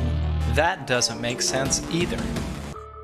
Does it require faith to not know what is in the box? Again, to not know. He's trying to smuggle that epistemic knowledge in there. It doesn't take faith to make to suspend judgment.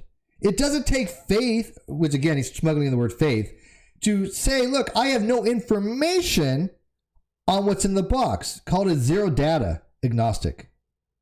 For all you all care. Zero data agnostic will argue there's not sufficient information either way to make a judgment. I tend to zero data agnosticism in that regard. But it requires to have a position to be rationally justified. So when you say my position is I don't have a position on if it's an apple or a cat, I'm agnostic on it. I am justifying that by the fact that I have no information on it either way. So this is kind of equivocates two words, faith and no. No. I do believe you, by the way. I can see that happening. I really do. This too is a nonsensical contention that can only be asserted with the ill-formed 3-point model. Again, how is this ill-formed? This was 6 years ago. I wonder if this guy's changed his views, because this is exactly how it is. Well, I should say exactly. It's not agnostic. It's just agnostic. It's one word. But that's exactly how it is in any university you go to.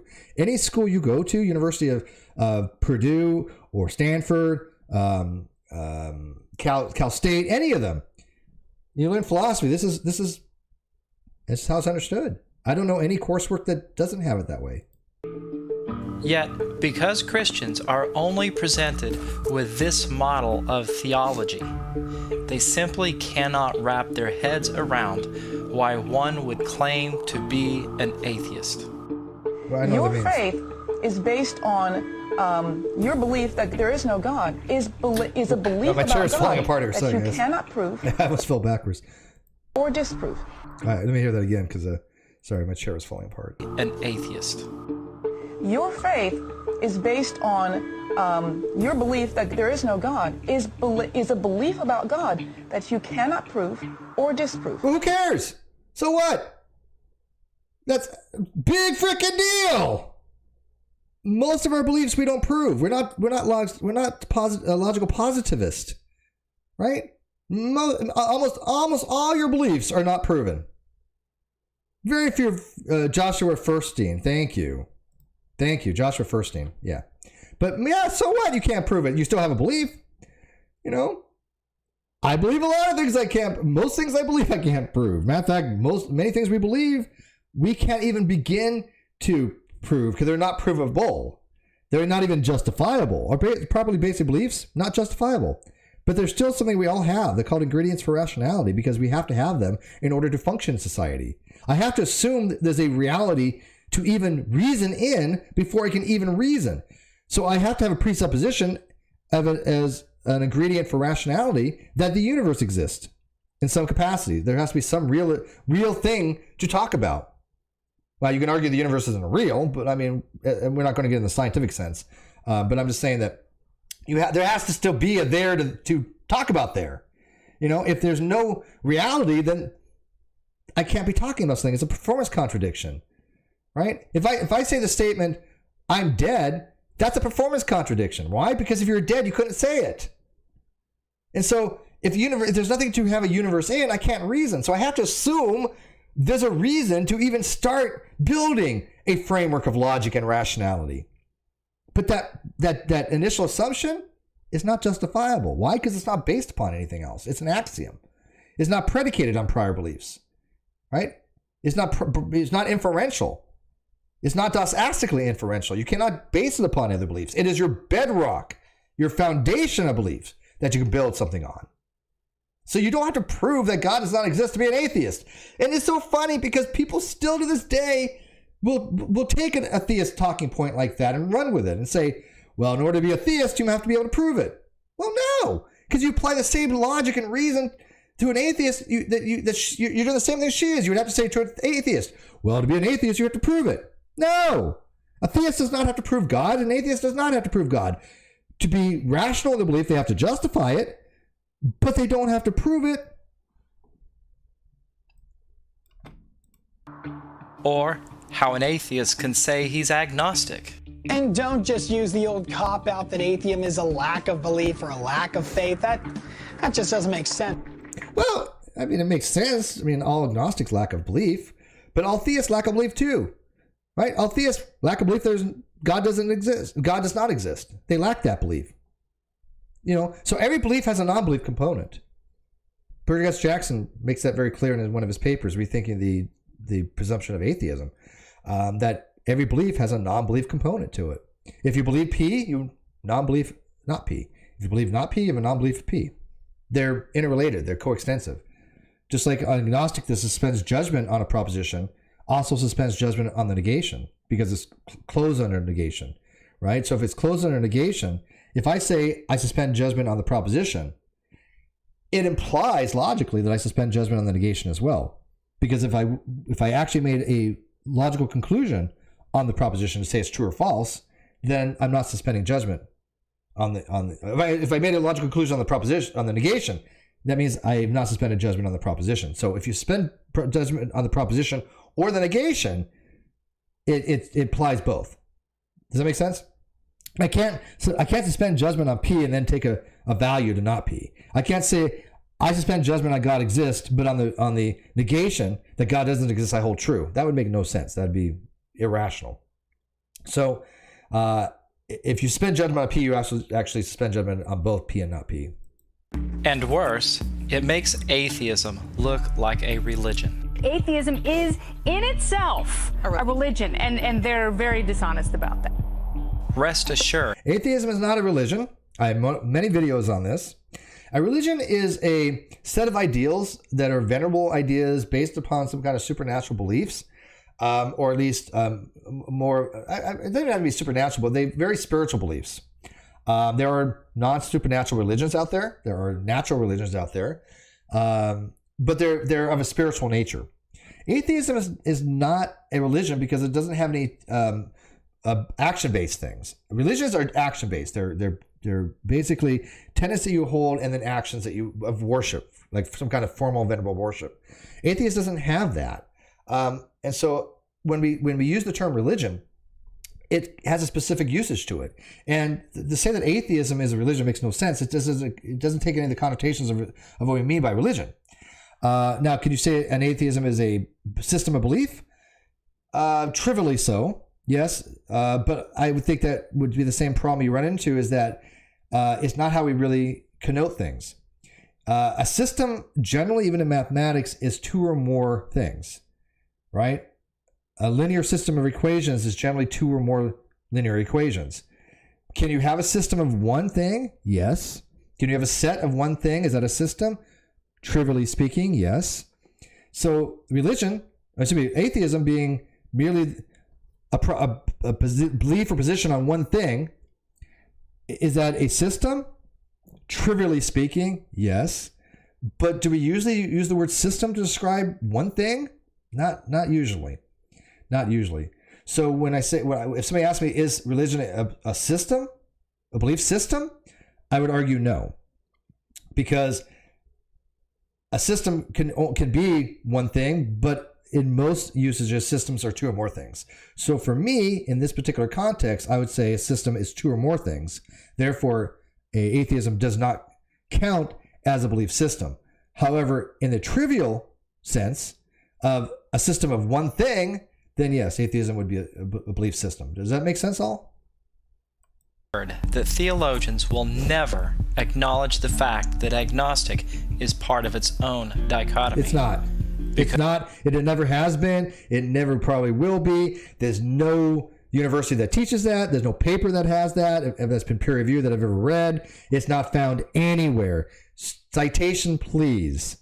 Because if they did, they would have to admit that being an atheist is a valid point of view. Sure it is. Yeah, of course it is. The belief in God's valid. You can justify that. An agnostic is valid. You can justify that. But what happens is you have atheists that are labeling themselves atheists that are philosophically agnostic. And even then, most of the time, I think I'm just going to say it, I think they're lying. I'm going to call it what it is. I hate to charge people with lying that I don't know. But I have talked with enough new atheists to tell you that at some point, they usually say something like, all gods are bullshit. All gods are imaginary. At that point, you can't go back to merely lacking a belief. You've made a statement about the ontological nature of reality. You made a statement about a positive statement that there is no God. You are now an atheist in the philosophical usage of the term, right? But they'll say, well, I'm merely claiming a lack of belief. Well, no, you're not. You're claiming there is no God by saying they're imaginary. So I think that most of the new atheists really do believe there's no God, but they're just using the lesser strong statement of I do not believe there's a God in order to avoid any kind of having burden of justification, which, by the way, it doesn't get them out of it. I won't do it in this video for you guys, but if you are agnostic and you withhold judgment, if you suspend judgment and you do not have a belief, either way, that, to be rational, requires a burden of proof. Sorry, Matt Dillahunty is wrong on that. Just like he was wrong about agnostic atheist. He bitched and moaned about that for how long? People bitched and moaned about agnostic atheist. Hashtag Steve was right about it. People said, oh, Steve's wrong about agnosticism and atheism. Hashtag Steve was right about atheism too. They're like, oh, no philosophy university teaches atheism as a belief that God does not exist. Oh, look, really? Let's go look. Oh, damn, Steve's right. Because they never looked at the material. And so I was right about atheism being a belief that God does not exist. I was right about agnostic atheism being nonsensical. Matt's only agreed to one of those, by the way. He's still... Matt... I shouldn't say that. Matt has recognized that atheism is belief that God does not exist in philosophy, but he doesn't use it that way. But he has recognized in some videos, yeah, that's how philosophers use it, but, those ivory tower guys, whatever. But just like that, people will recognize that I'm right about this too. So. So, what can we do to lift the curtain of confusion? Stop being atheist? Well, it's simple. Yeah, simple. Create an illustration. Make a website. No. Post a blog. I do. Share this video. I have a blog on this. I'm sharing this video because it's wrong. It's just wrong. This multi-axis diagram is wrong. Matt Dillahunty agrees. It's wrong. Scott Savage, I'm sorry, dude, but I'm hoping that you actually went to college after this or actually read some books on atheism and agnosticism and philosophy, because it's wrong. Have a debate. Your claim is that there is no God, no ultimate purpose, meaning, governance. I did not claim there's no God. You're saying, as an atheist, you accept God's existence now? No, I'm not convinced that one exists. That's not a claim that he does not. But I bet if I talk to that guy, I don't even know who that was, but if I talk to that guy within 15 minutes, he'll be claiming there's no God. I think most of them. Again, this is purely my subjective belief. But in my experience, most atheists who fall into atheism are not true agnostics. When I mean true agnostics, I mean they don't have an uncertainty either way. They don't believe. They don't suspend judgment. They actually believe there's no God, but they don't want to admit to it. In my experience, right? Now, if there are people that really do suspend judgment, and lack of belief either way, then yeah, I'd like to know why they suspended judgment, because I have my reasons, and I want to see if their reasons match mine. But most of the time, their reasons don't match mine. Their justifications are just way out there. And when somebody says, well, I'm an agnostic because it hasn't been proven, that's an argument from ignorance. You need reasons why you hold a particular position. And even worse, when somebody says, well, gods don't exist because they're not proven. That is exactly an argument from ignorance. Textbook argument from ignorance. You redefine atheism to mean a sort of atheism or non-theism. That's what it means. Stu, you're getting Steve, you're super duper smart. No, I'm not. Again, my whole channel is predicated on the fact that I'm not super smart. The whole channel is predicated on that I'm a lay person who can understand and relate this. And if I can understand it, other people can, right? I'm just right. Objective. It's so funny. This is all subjective stuff. I will admit that to a degree. Even though I do believe there's an objective matter to be had, it's not a strong objective matter like it is like an a priori thing. But when I argue like A equals A, I can't be wrong on that, right? When I argue 0.99 repeating equals 1, I can't be wrong on that. So I really like enjoying arguing, and I say this kind of tongue in cheek, but I really like arguing things that you just can't be wrong about. You can be horrible at explaining it, but I can explain 0.99 repeating equals 1 very well. I mean, I can explain it multiple ways. I have many times, but there's no possible way somebody could prove that wrong. It's one of the easiest debates in the world when you have something you're debating where it's objectively the case, right? But if you want to argue and debate where the pineapple belongs on pizza, it's not so much. I know yours too. I know. But how do you distinguish then the different... I'm not bothering with Time Lord. I don't know what the hell he's talking about. I don't even care. ...varieties of non-theism. For example, what is normally called atheism, agnosticism, or the view of verificationists that the statement God exists is simply meaningless. Yeah, and by the way, he makes a point there. I mean, but this goes back to what I said about logical positivism. Logical positivism died out really around the time of the Vienna Circle in the 30s.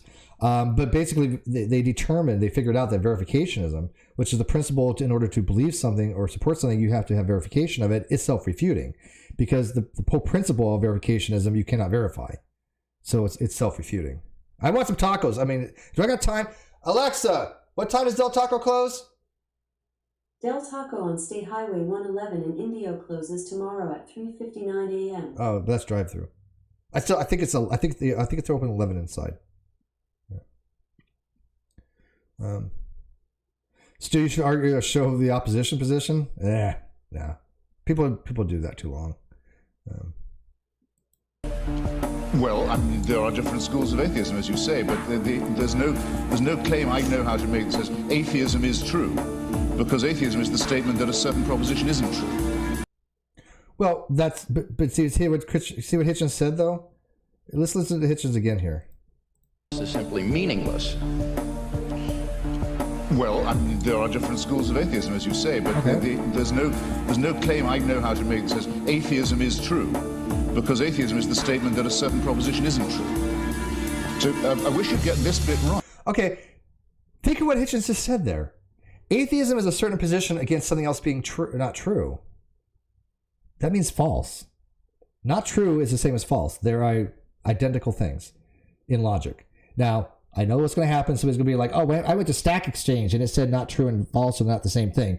They're talking about a different type of logic. I've already looked into that. They're not talking about classical logic. And in other types of logic, there's a whole bunch of different things. Intuitionist logic doesn't even allow for double negation. Not P is P in logic. In potential logic, it's not that way in intuitionist logic. So, yes, in other logics, whatever. Right? But in classical logic, which is what we all talk about, not true means false.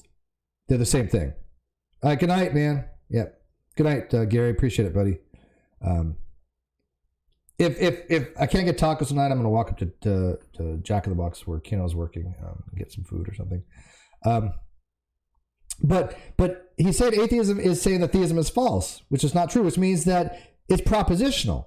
If theism is not true, that means there is no God, which means atheism is a belief there is no God. Hello. And by the way, I love Hitch. I do. Hitch was a great registician.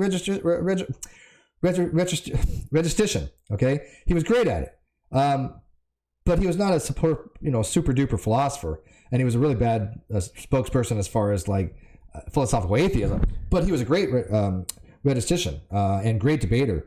But you hear what he said there? Atheism is the belief, or atheism is the position that theism is false. Okay, if theism is false, it means atheism must be true because they're contradictories. And if theism is false, there is no God. So atheism is the position, there is no God. Right, because there you go again. Well, I just devoted a little time to this. I said it is not in itself a belief. But it is a belief because it's the position there is no God, because as Christopher Hitchens said, it's the position that theism is false. There you go. What did I just say about what? All right, that's it. That's the video. All right. So anyways, get that out of the way.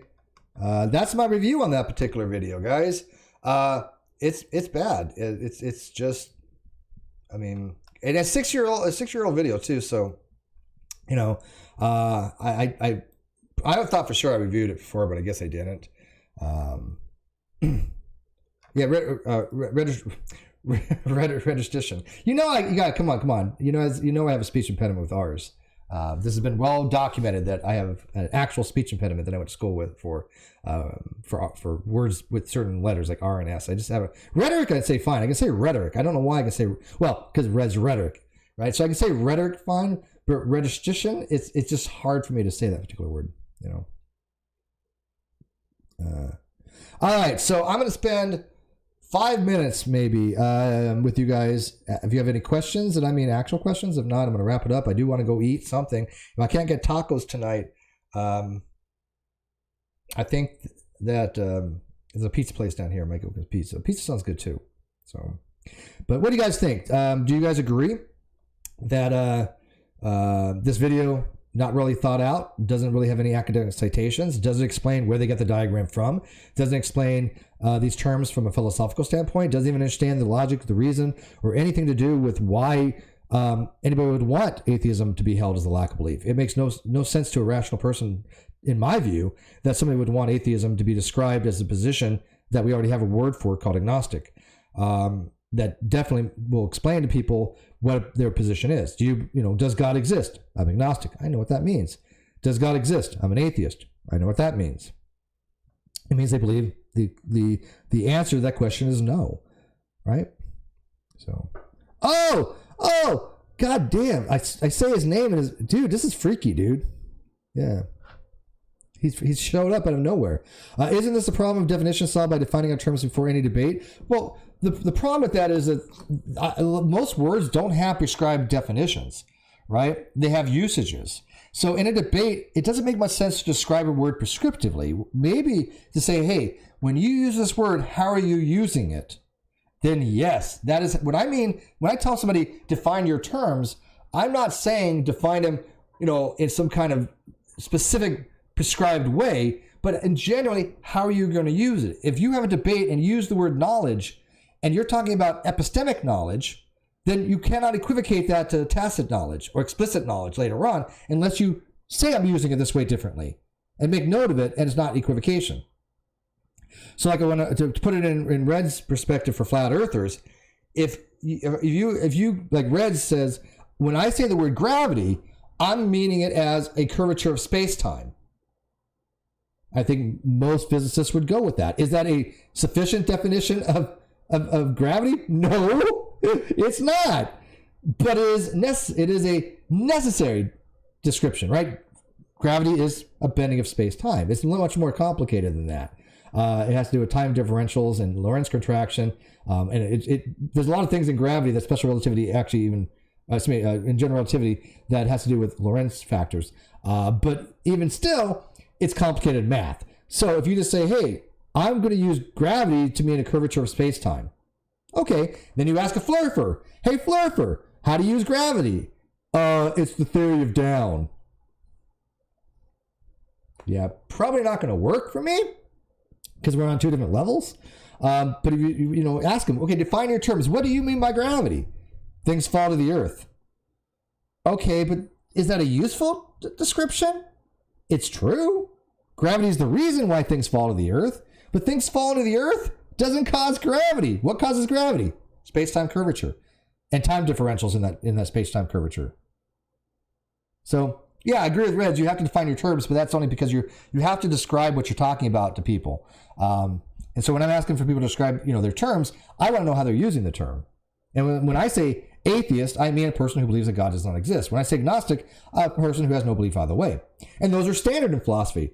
And that's people are starting to recognize that as about a year or two ago. It used to be, oh, that's just wrong. Steve's wrong. Now it's like, ah, shit, Steve's right, but who cares? I swear to God, that's been the change. Steve's right about all this the entire time, all the way back to the great community. Yeah, Steve is right. We were wrong, but who cares? Okay, so whatever. Let's see here. Christopher says it's like nails on a chalkboard to hear theists say theists like to define atheism in a way that's convenient for them. Yeah, I agree. But again, most of my audience are non-believers. Most of my audience will go out of the way to tell you there's no God. And we can have that discussion another time. We'll bring on an atheist and a theist, and they'll give their justifications. And I got to tell you, there are some really good arguments for atheism. And when people say, what do you need to know about atheism? It's just lack of belief. Well, you've already recused yourself from having an intelligent discussion. That's like saying, what do you need to know about gravity? It's just things fall down. Yeah, seriously, that would be the equivalent. I'm not even joking. That to me is a perfect analogy.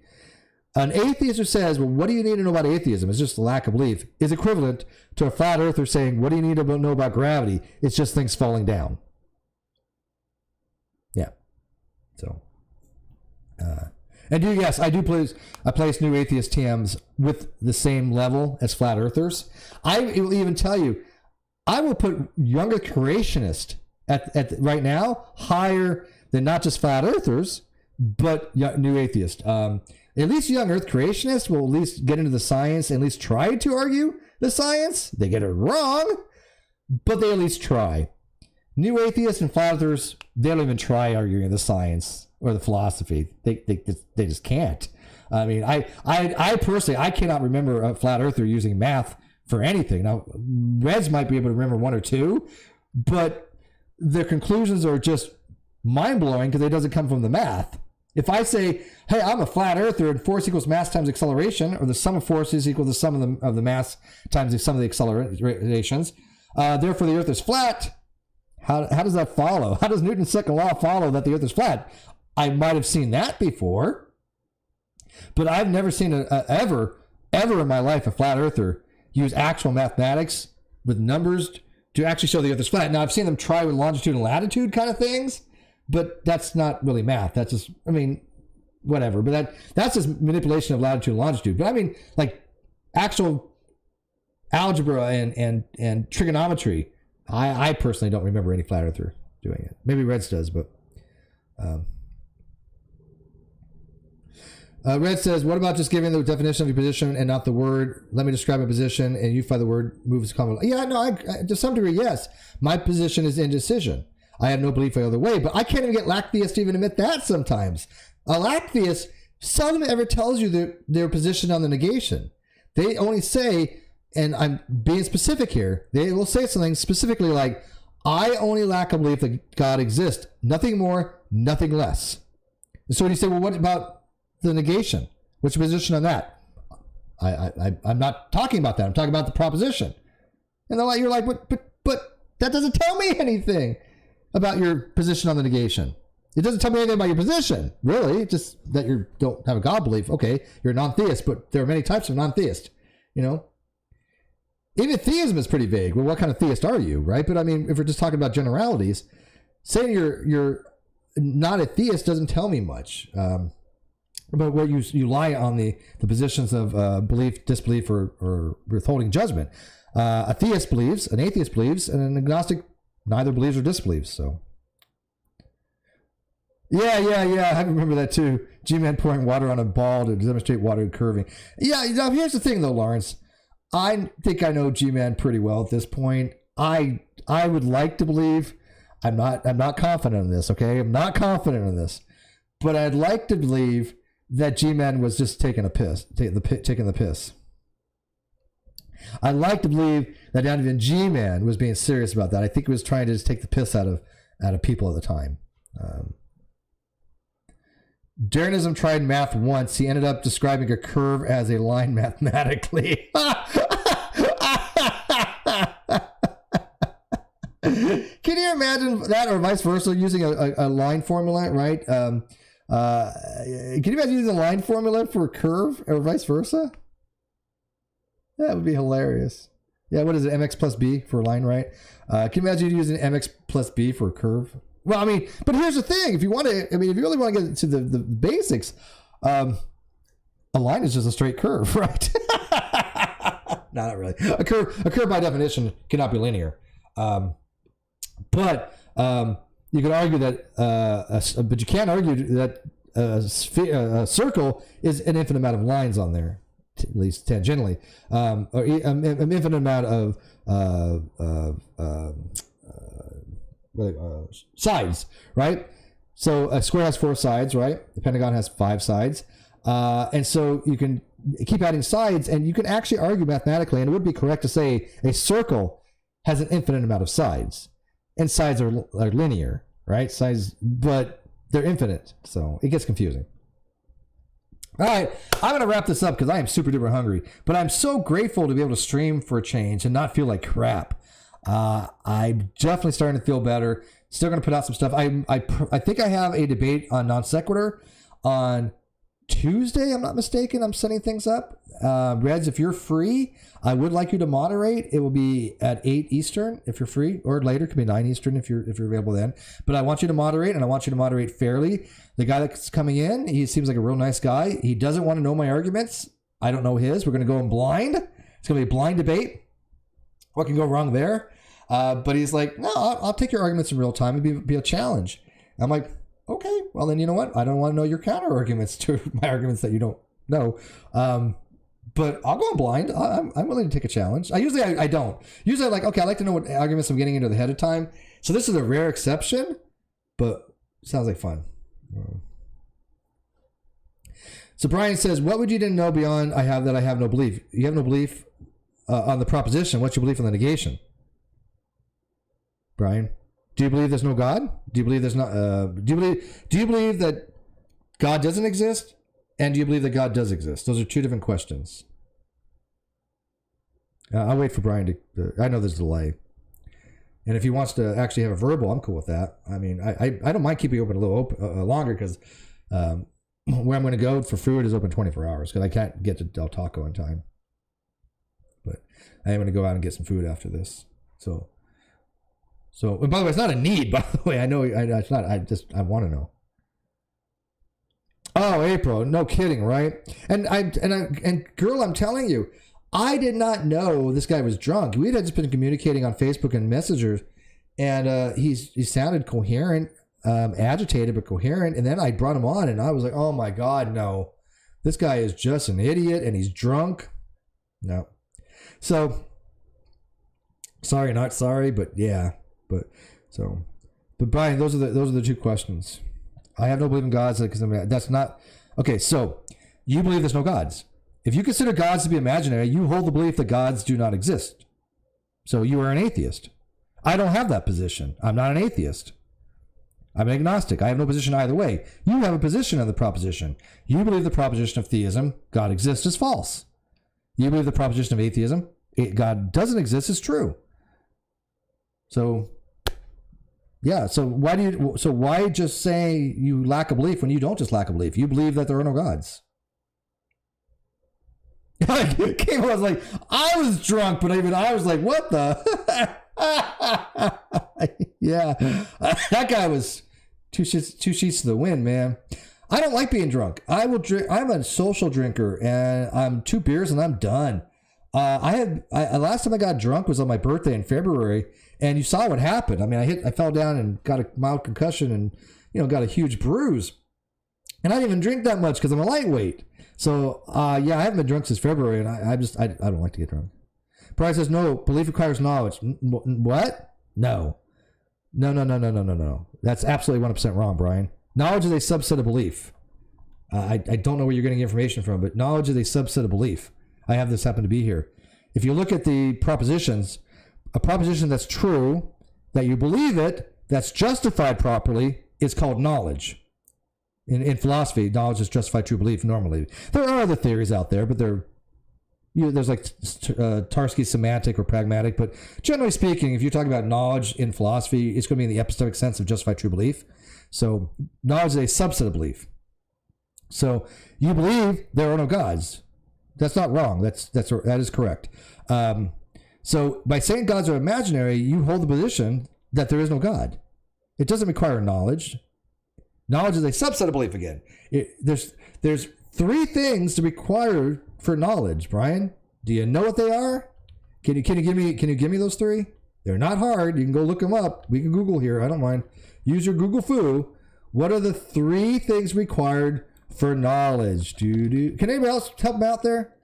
Anybody give them the 3 things for knowledge? Just see if anybody else can guess. And I'm gonna bring it up for you here too in a second if you can't figure it out. All right. Can anybody tell them? Yeah, how can you know something you can't if you don't believe it? You can't, right? You can't say I know P if you don't believe P. It's an epistemic entailment. So, does anybody know the 3 things for knowledge? Come on, Christopher Green. Justified true belief, yes, but what are the 3 conditions for justified true belief? The tripartite analysis of logic, or of knowledge of logic. Sorry. What are they? Come on. Want me to post them? There you go. There you go. That's what they are. I just posted it. I just got it here. So this is a Stanford Encyclopedia on the analysis of knowledge. A substantive review 2017. Tripart for knowledge. Conditions for knowledge. There are 3 components. Tripartite analysis of knowledge. According to this analysis, justified true belief is necessary and sufficient for knowledge. S knows that P, if and only if, and by the way, that P here means that you met these 3 conditions. S knows that P, if and only if P is true. S believes that P. S is justified in believing that P. So in order to have knowledge, you must have belief. Belief is a necessary precondition and a proper subset of knowledge. So, anyways, Brian, there you got that wrong. Sorry, you're just wrong. Would you like to correct yourself now, Brian, or would like to keep going? Because I'm okay, but It's silly to say, hey, look, I know it's raining outside, but I don't believe it's raining outside. There's something very similar in actual doxastic logic called a peculiar reasoner, also known as Moore's paradox, where you say it's raining outside, but I do not believe it's raining outside. Because you're making a statement, it's raining outside, but then you're saying you don't believe it. That's called a peculiar reasoner. It's even worse to say, I know it's raining outside, but I don't believe it, because that's a contradiction. Okay, you can reject it all you like, but where's your evidence? I've given you a peer-reviewed paper, and I've given you a diagram here that shows it on a Venn diagram that you can go look up. I gave you Stanford Encyclopedia, which is a peer-reviewed paper. So what is your evidence that belief is a subset of knowledge? Can you show me it, Brian? Could you give me a link to a peer-reviewed paper that says that? And I'll tell you right here, there's none. But, yeah, and by the way, reject means to believe false. But we're talking about epistemic knowledge here. You cannot equivocate. We're talking about epistemic knowledge. Epistemic knowledge requires belief. In this aspect, by the terminology that we're using, that Red's rhetoric says, define your terms. My term is knowledge in justified true belief, which is basically the most common form of usage. All right, you can reject it, but show me that's wrong in philosophy. In philosophy, that's how it is. Do you agree with that, Brian? In philosophy, knowledge is a subset of belief. Any epistemologist will tell you this. If you want to make shit up, you can.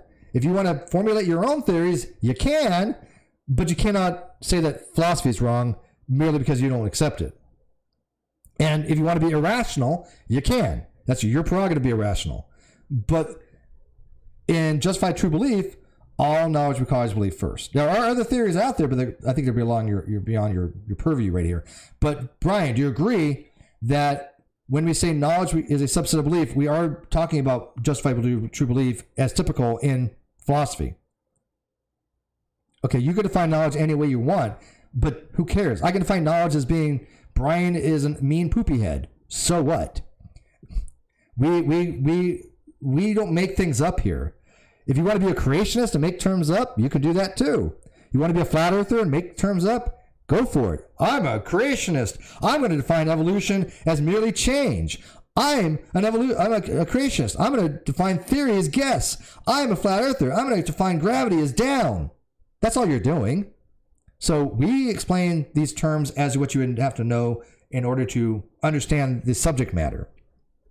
So Brian, yes, in philosophy, and as it should be, because it makes no sense otherwise, but whatever, knowledge is a subset of belief. Well, maybe try studying philosophy. I don't know what to tell you. If you think it makes sense to say, I know it's raining outside, but I don't believe it. If you think that makes sense and that's a rational statement, I can't fix that. You can't fix somebody who wants to be irrational. You know? Thank you, April. I mean, so Brian, you are literally telling my people here, my subscribers here, that you want to be irrational, and you can do that.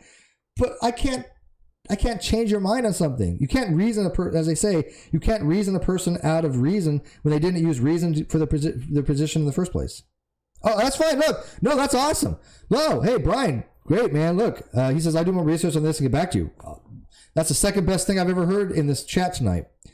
The first was, I never heard of this before. I'll look into it. That was the best thing I've heard in this chat. But this is the second.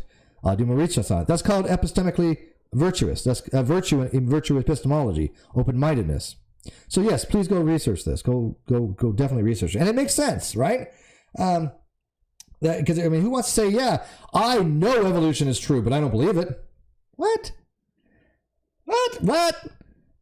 Think about that. Who in their right mind would say, I know evolution is true, but I don't believe it's true? This is why when you see those memes out there, I don't believe in evolution, I know it. Those are stupid.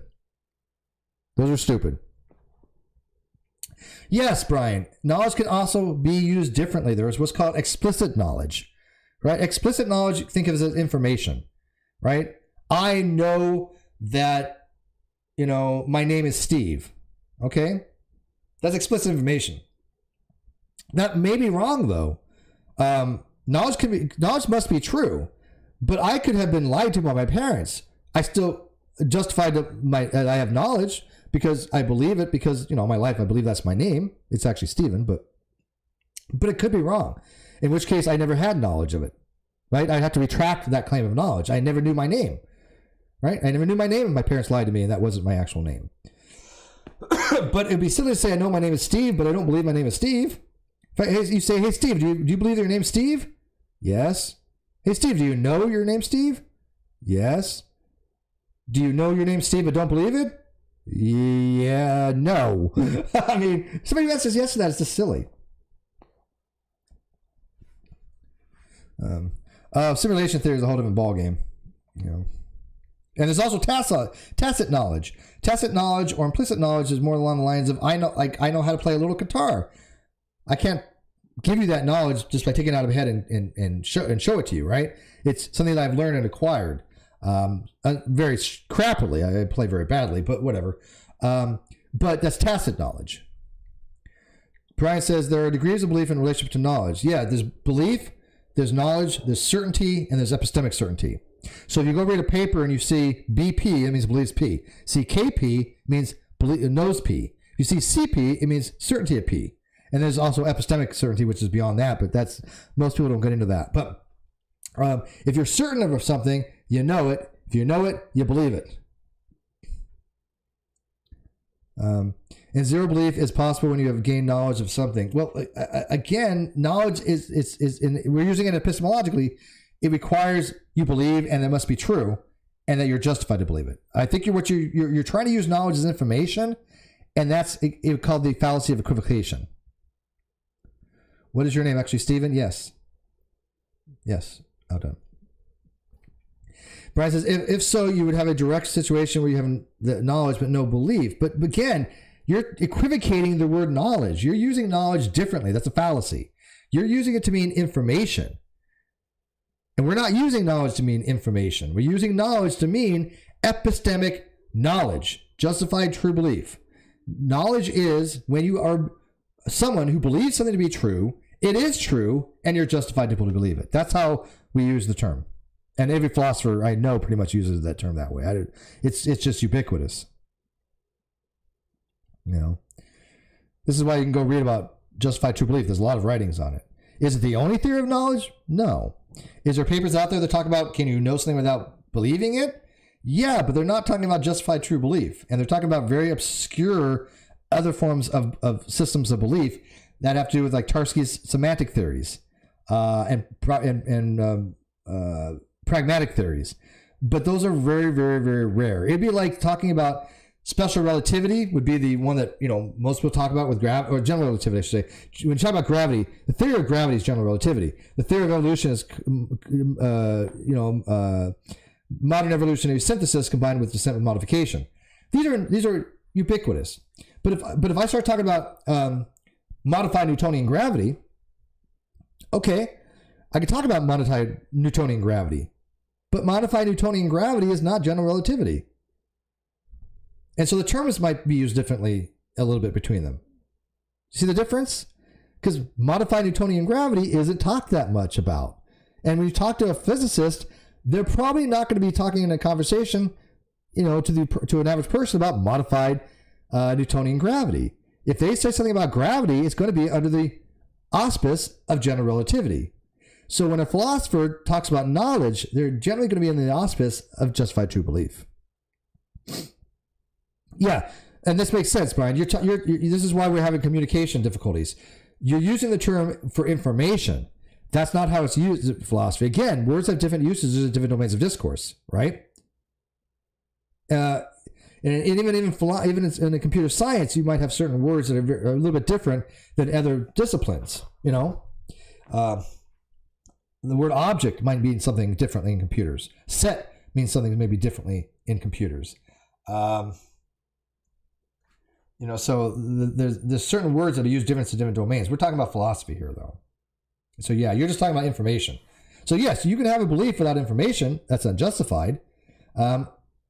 Beliefs don't require information. To be justified, it does, right? In order to justify a belief, you need to have information about it. Because if I just had a guess, that's not justified. Like going back to the video, what's in the box? I can't say that there's a cat in the box because that would just be a guess. It'd be unjustified. Why? Because I have no information on it. So what I would recommend, Brian, is use the word information when you're talking about, knowledge in that aspect, and then use knowledge as justified true belief when you talk about that in philosophy. It just eliminates some issues. He says the philosophical approach is not very useful in the real world. I fully disagree. There's philosophy of computer science. There's philosophy of religion. There's philosophy of biology. There's philosophy of physics. Philosophy is the backbone to all these different subjects. You couldn't have computer science without philosophy. Philosophy tells you what knowledge is. Philosophy tells you what truth is. Philosophy tells you what a truth maker is. Philosophy gives you the engine to run your vehicle.